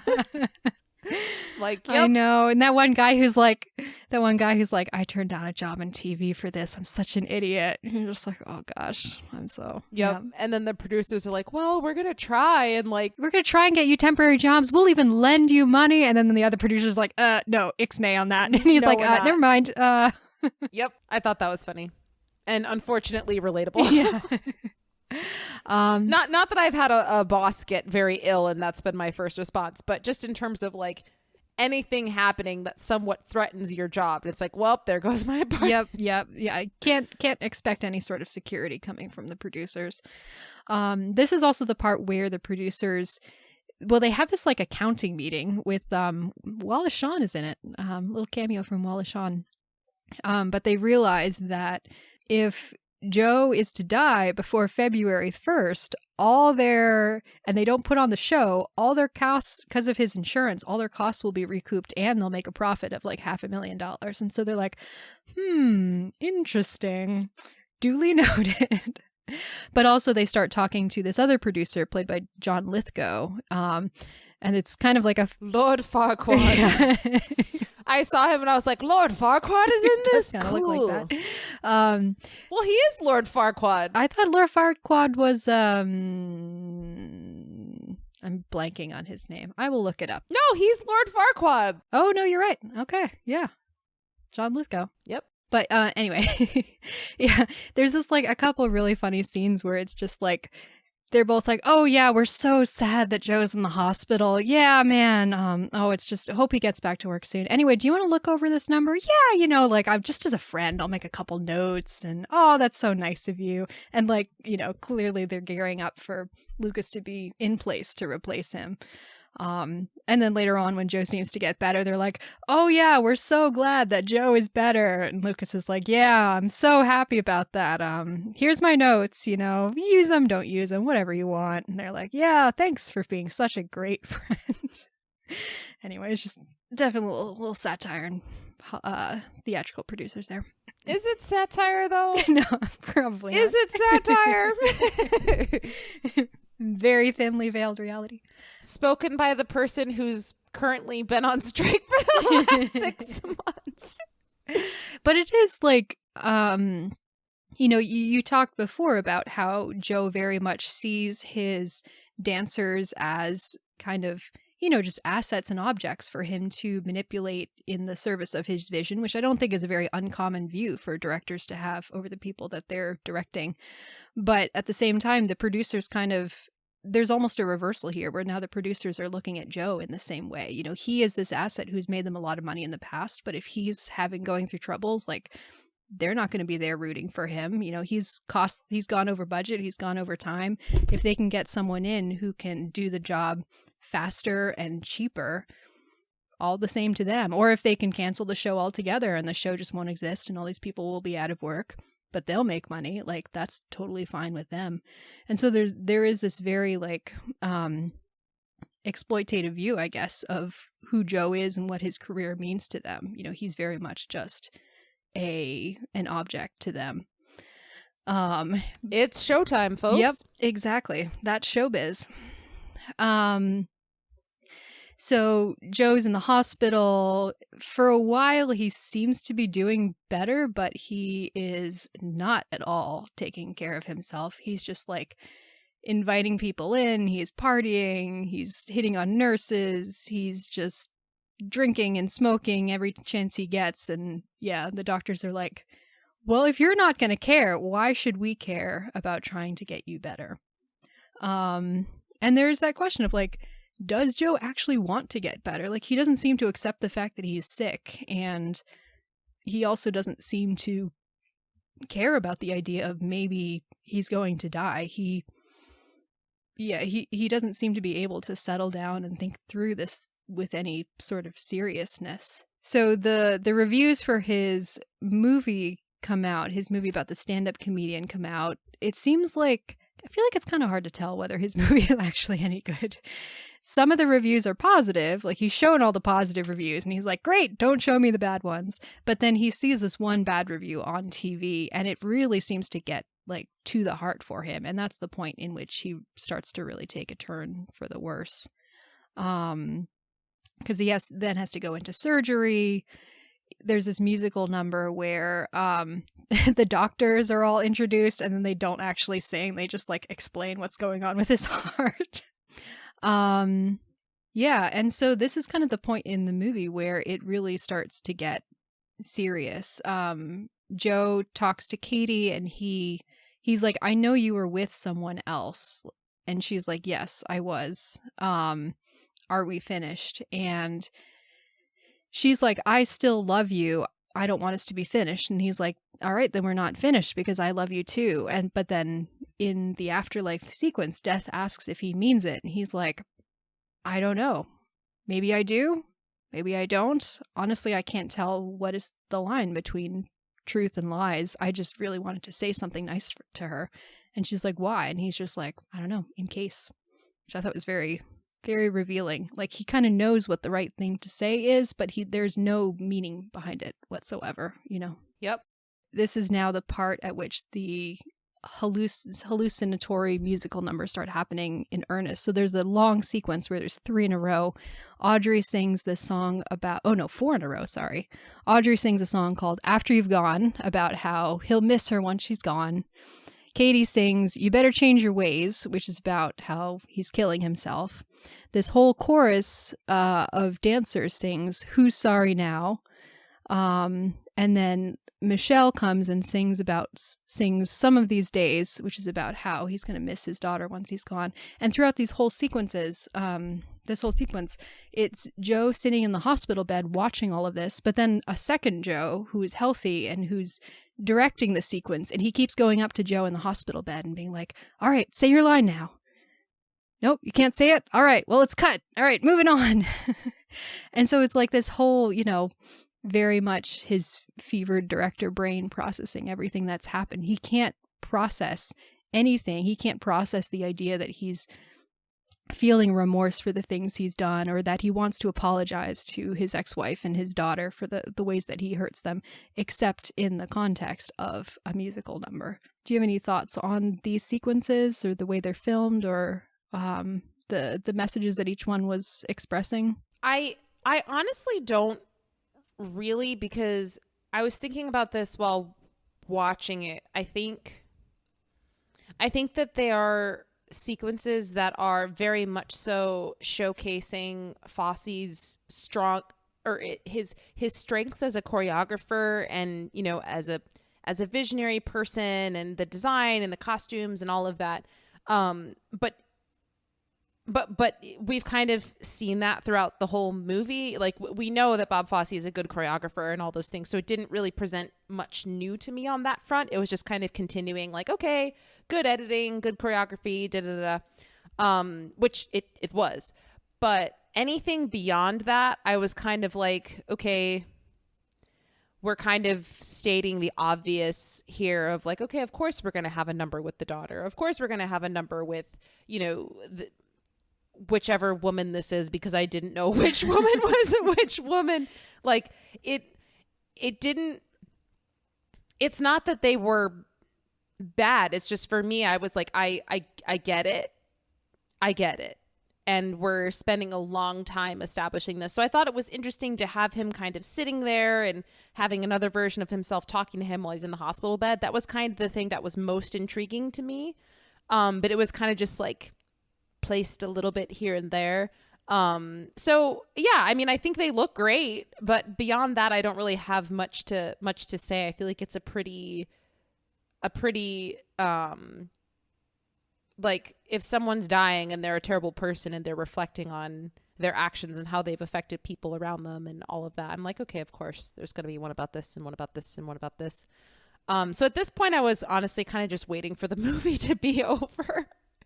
So yeah. Well, we next get so Joe survives that surgery, but he suddenly takes a turn for the worse. He's in pain. The nurse can't figure out why, because theoretically he just had his medicine. He should be recovering, but he's not. And he escapes. He gets out of his hospital bed and he starts wandering around the hospital. And I found this to be kind of a poignant scene. There's the stand-up's monologue about the different stages of grief that was established earlier is all playing, making jokes about the idea of bargaining and denial and everything like that. He goes into this older woman's room where she's sick, possibly dying, and he tells her that she's the most beautiful person in the world that he's ever seen, and he kisses her, and she closes her eyes afterwards. I'm like, did she die? Did she just kill her? Like, what happened here? And then finally he ends up in the cafeteria, and he meets up with this guy who I think might be a janitor, or maybe he's a cafeteria attendant, but they're just singing old timey like show tunes together and having a great time. Which I thought was very kind of this little sweet moment that he's able to have this moment of connection through, this medium that he loves, musical theater, with this person that he's never seen before and is never going to see again. But then he's finally found by the hospital attendants and taken back to his room.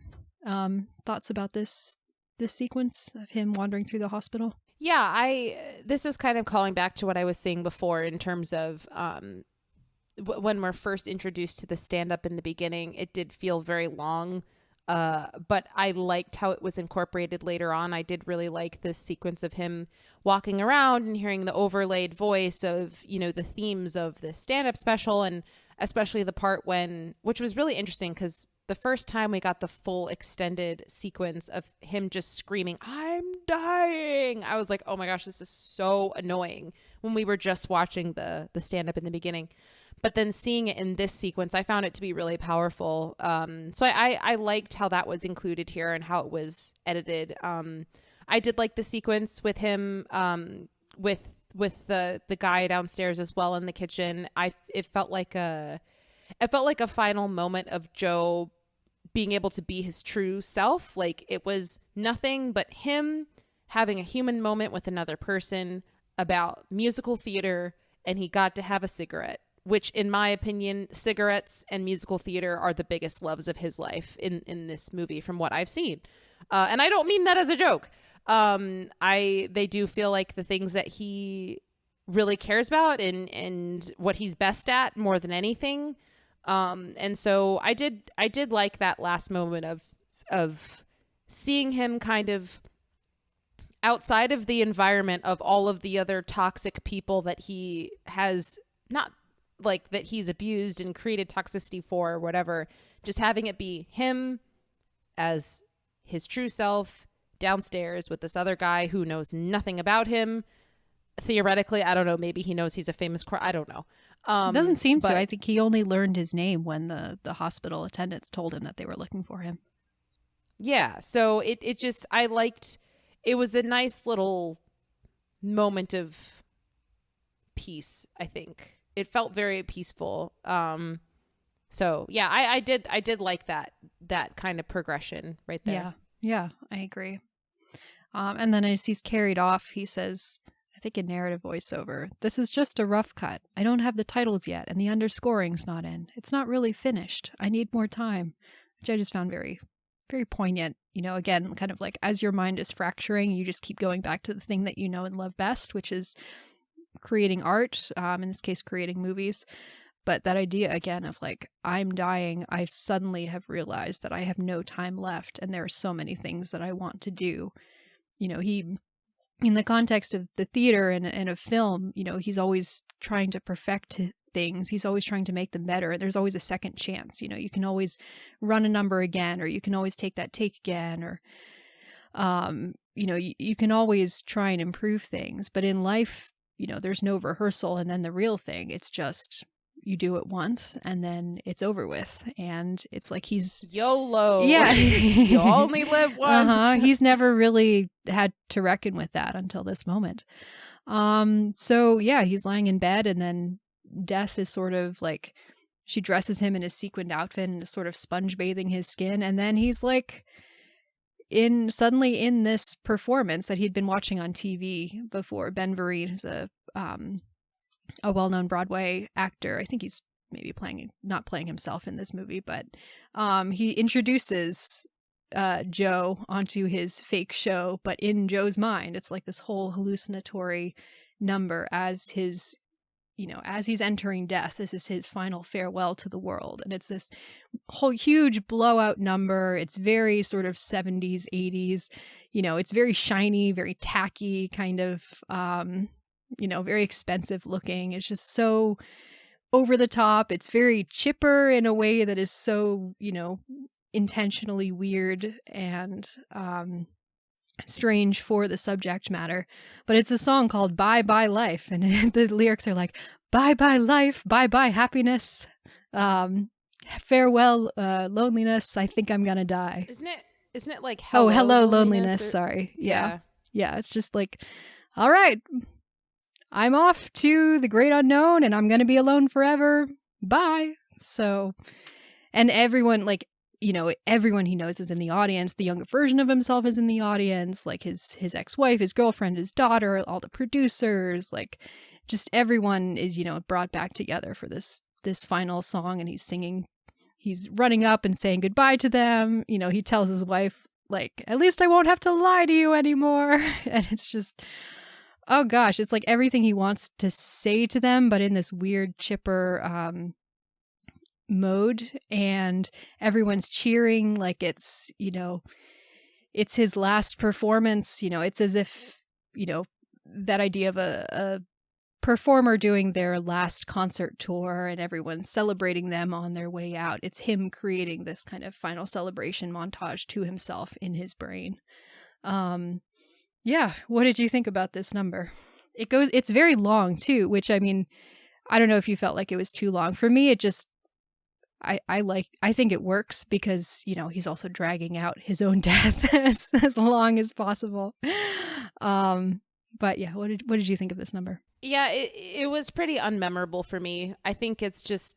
Oh, really? Yeah, I mean, it's just continuing that thing I said before of like, okay, he's this type of person. He's on his deathbed. Of course, he's going to have a song like this from this person and a song like this from... Like, I knew this song was coming. Like, I knew there was going to be the final song of him singing to himself about blah, blah, you know, and again, like, it looks great. It's shot beautifully. I like the concept of it. It's just, for me, I was like I said before, at this, like, once all the musical numbers started, I was waiting for this movie to be over. And so by the time it got to this part, I was like, okay, I get it. Please, can we just like be done now? So, yeah, I mean, I don't think it's bad. I just think for me, because the rest of this movie was so unenjoyable, I was just like waiting for it to be over. So I wasn't particularly thrilled by... Fair enough. Like, I wasn't entertained. I was like, okay, cool, I get it. Let's move on. And by move on, I mean, can this be over now? Yeah, wow. For me, I mean, this song just randomly pops into my head at random points in time. This song to me is the thing that makes me really love this movie, because just that idea of so desperately trying to struggle against being brought into death and creating this elaborate, you know, beautiful blowout number that no one is going to see, does not actually exist, but, you know, creating your greatest work in your mind, and that idea of, you know, having a chance to bid farewell to everyone and say the thing that you want to say before you go out. I don't know, I just find it such an evocative and such a relatable feeling. And then there's that incredibly, I think I said before, brutal cut to Joe, completely like purple and blue, sitting on a morgue slab being zipped up in a body bag. And it's just perfect, in my opinion. It's so well timed. It's just a punch in the gut, you know? It's just so, from all the bombast and the music and the lights and everything, it's just, this is all that's left of his life, you know, is this hunk of meat sitting on a slab getting zipped up in plastic, and it's devastating. And then Ethel Merman starts singing "There's no business like show business," and it's like, yep, that's the perfect note to go out on again, you know, that sort of like cheesy chintzy old time showbiz song that's just everything that we love about show business, and is also everything that is hollow and destructive about show business. And yeah, I love the ending of this movie. The ending of this movie to me is, you know, I would not love this movie as nearly as much as I do without the way that it ends. Yeah, I mean, I don't think this movie could have had another ending. I mean, I feel like it's kind of like Uncut Gems, you know, it's like the inevitability. This is the only way this could have ended, you know?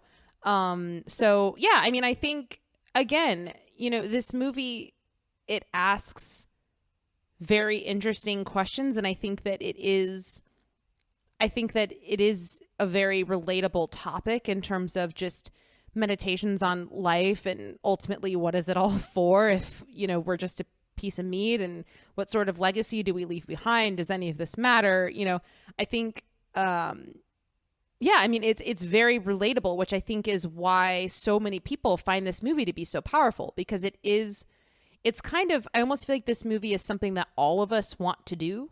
Like, if all of us made a movie, we'd be like, okay, who am I? What is my life? The good and the bad. How have I impacted everyone? What does it all mean when I'm dead? You know, it's a very universally relatable theme that I think, you know, is portrayed. I think this movie, it's portrayed in a very honest way, which is why it's admirable. And I think it's all kind of brought to a peak here at the end.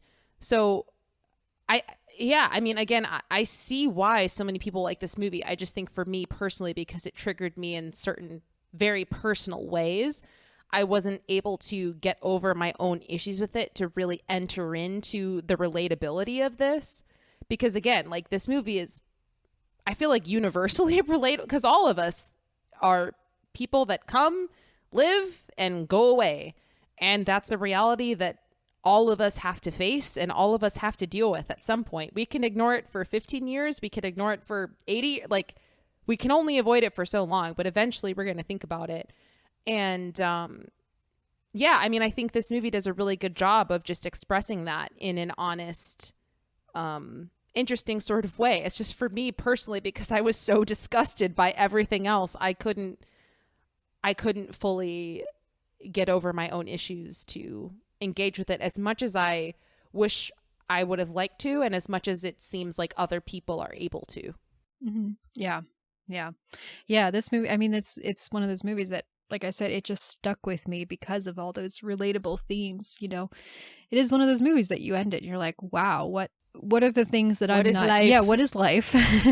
What are the things that I think I have plenty of time to say to my loved ones, but actually maybe I don't, you know, maybe I need to not be wasting the life that I have left, because I don't know how much there is left. What are the ways that I'm hurting people and that I should, you know, I kind of think will get magically fixed in the future, but actually I need to take concrete steps to fix now. Like, all of these, you know, really helpful questions, I think, for any person alive to be considering now while they still have time. Yeah. Okay, so let's move on to talk about the awards and the legacy of this movie. This movie won 4 Oscars, Best Art Direction, Best Costume Design, Best Film Editing, very well deserved in my opinion, and Best Original Score.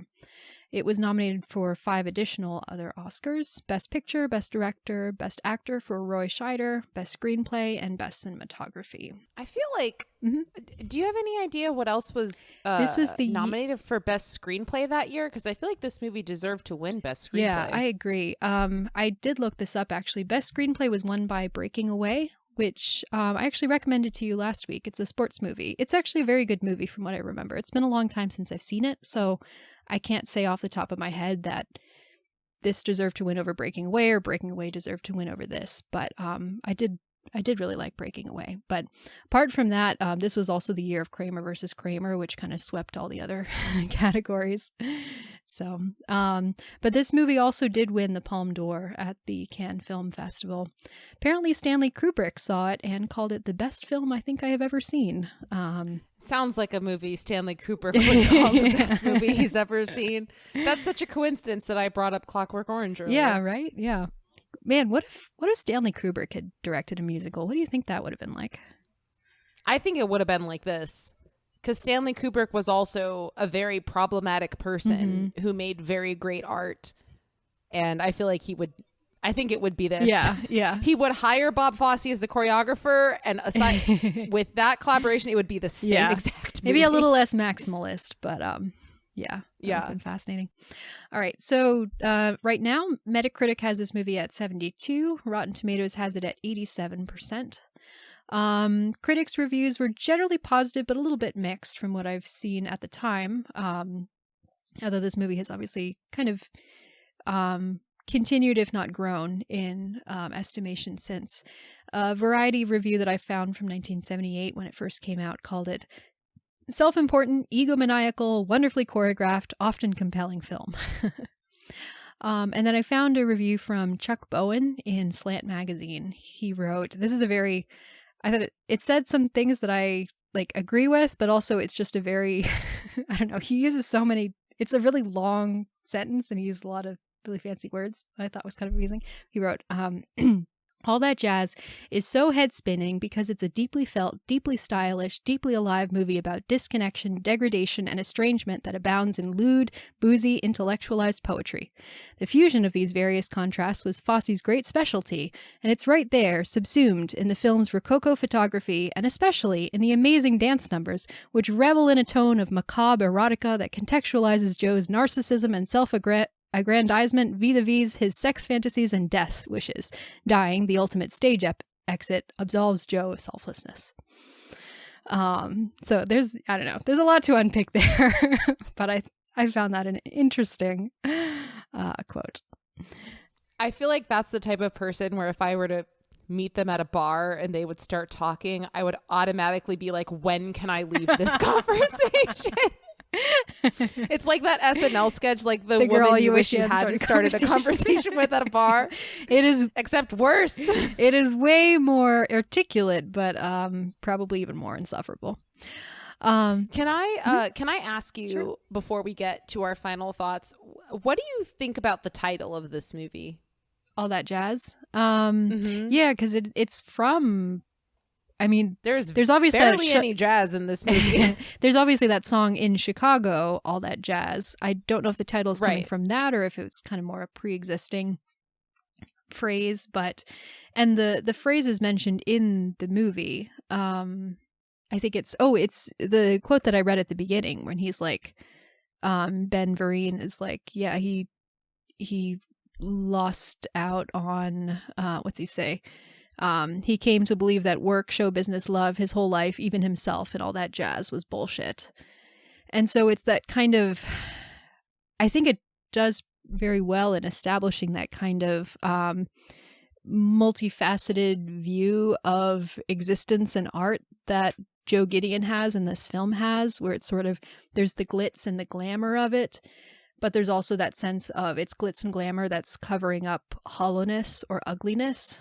And there's that sense that, you know, you can say, look at everything and say all that jazz in a very positive way, or you can just kind of dismiss it and say, oh, it's just all that jazz, but it doesn't really mean anything, you know, in the grand sense of scheme of things.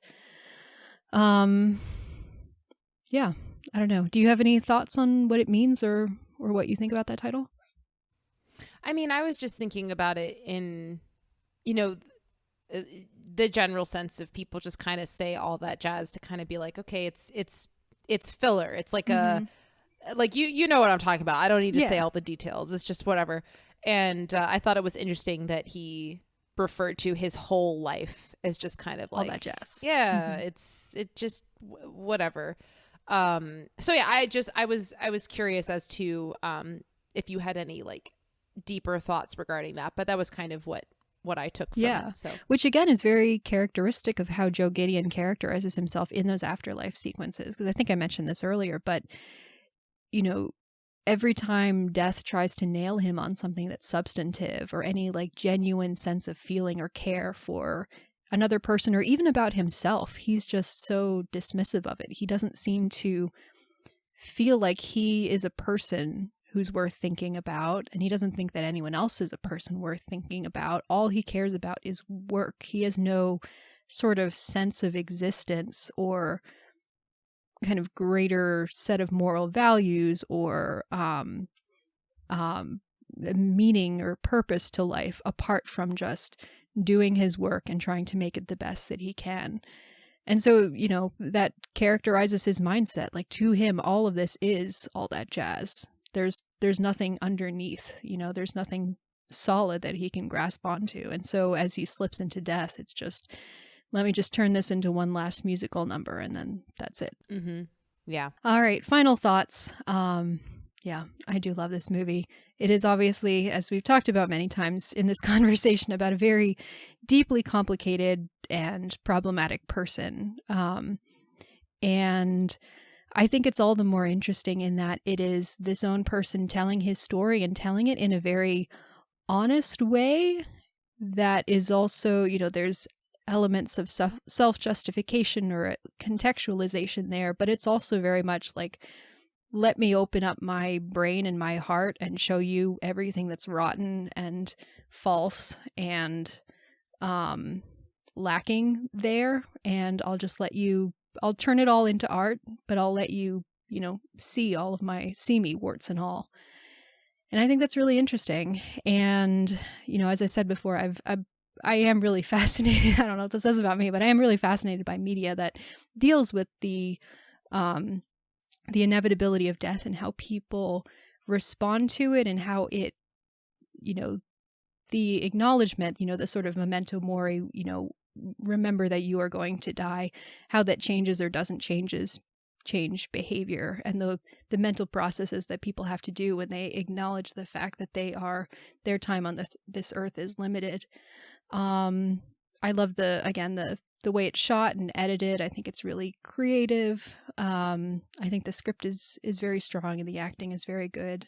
We didn't really talk much about the performances, but all of them are very good. Roy Scheider in particular, again, one of my favorite actors. I think this is his best performance. So yeah, this is a movie that it did move me deeply when I saw it before. It's moved me deeply again. That final scene is a gut punch. And yeah, I'm really glad that we had a chance to talk about it, even though I know it was a difficult watch for you, and I apologized for that. But I'm glad that we had a chance to talk about it. Yeah, I'm glad we did too. I think it was helpful to talk about it. Like, if I had just watched this by myself and just been like, well, I guess I'm left alone with my feelings about that, like, it would have been a lot worse. Yeah. So I mean, I'm not going to repeat everything I've already said. Obviously, this is a very offensive movie to me for specifically personal reasons. I don't think it's objectively an offensive movie. I think just personally it's offensive to me. But yeah, I mean, there are certain things I will remember. Obviously, like the sex dance I really like that sequence. I think it's beautiful.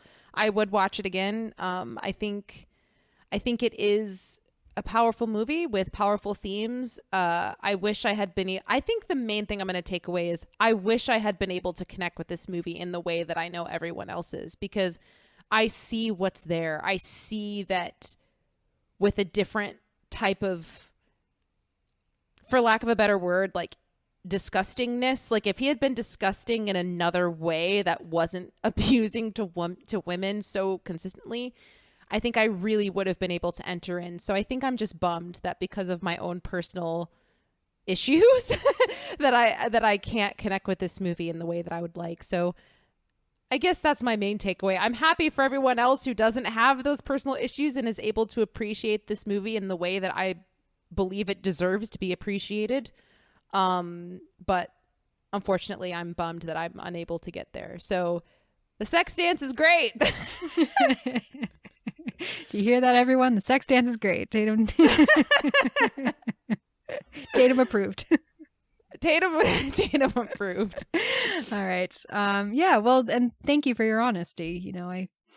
I don't have those quite the same, like it doesn't strike me in quite the same particular way as it does you. But there, as there are other movies that we've covered where it's like, this is very difficult for me specifically. So, we all have those things that are just very difficult to kind of judge the movie otherwise, because certain things stick out too much and kind of subsume the rest of our appreciation, and that's okay. We're all different. I think that you and I need to take a good look at the upcoming movies we're talking about, because I feel like every single episode for the last like 5 episodes has been either the other person doesn't like it, or I chose a movie and then I was like, actually, this movie's bad.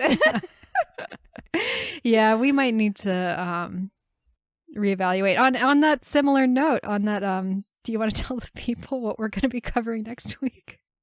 Yeah, so tentatively right now, next week we're talking about Tropic Thunder from 2008. It's a movie that I love, but maybe we should have a conversation about it, because you and I have very different styles of humor. So if you don't like this movie, we should change it to something else. I've watched, I think I told you, I started to watch this movie and then I turned it off because I wasn't really liking it. So I don't know. We can talk about it.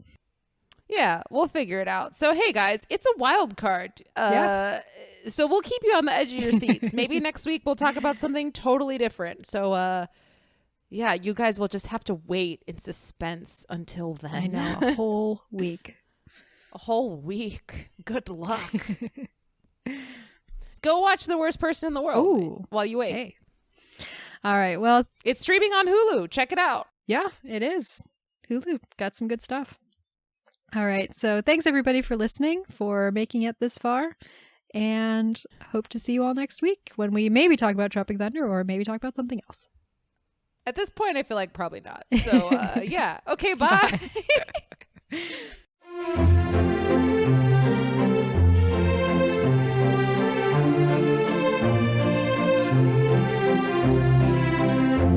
Thanks for listening. If you want to get in touch with us, you can email us at yourpickpod@gmail.com. Our theme song was composed by Joel Rushton, and our podcast graphic was designed by Kara Shin. If you like this show and want to hear more, please rate and subscribe on your favorite podcast platform. We're excited to have you on this journey with us. Until next time.